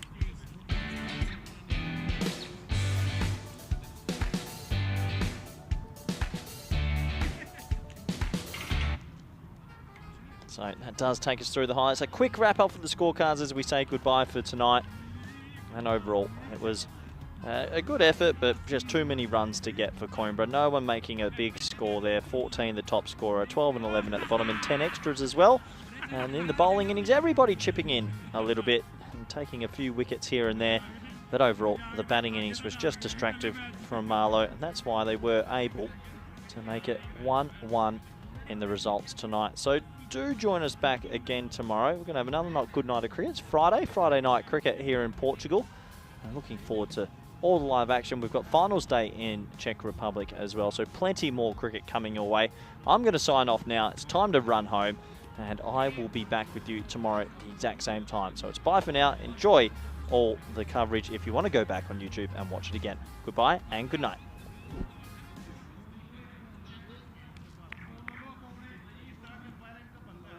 Turn on the style, cricket's a beautiful game. Smiling faces and celebrations as the champions enjoy their fame. European legends breaking records, making their own dreams come true. Watched by millions, European cricketers show the world what they can do. Now picture this, 10 runs needed to win off the last over of the match. Fielders are on fire, sliding and diving, want to take that world-class catch. Tension building as the bowler runs in. Will it be short, a yorker or slow? A 6 will win it, 4 to tie into the golden ball we go. Cricketers, European cricketers, share your passion for riding flag with the world. Cricketers, European cricketers, time to to cheer and show the world what you got. Another one, that's the big one. That's gone all the way over into the clubhouse and ordering a pint at the bar. Hundreds of clubs all over Europe are coming together today. Thousands of cricketers want to be stars, show their talents when they play. We've got commentary, action-packed cricket frenzy. You're hooked, you can't deny. Worldwide audience watching to see which team will lift the cup up high. Oh, cricketers, European cricketers, share your passion, pride and flag with the world. Cricketers, European cricketers, time to cheer and show the world what you got. La la la la la la. There he goes, he sent that pack in but the shaka, 6 more.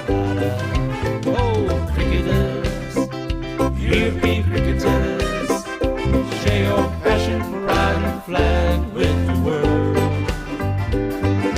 Cricketers, European cricketers, time to cheer and show the world what you got. Time to cheer and show the world what you got. Time to cheer and show the world what you Mentioned got. turbo earlier, that's supercharged.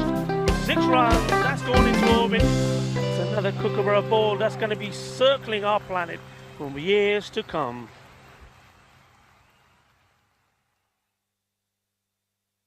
Lower ball, but he's picked that up beautifully. He sent it all the way.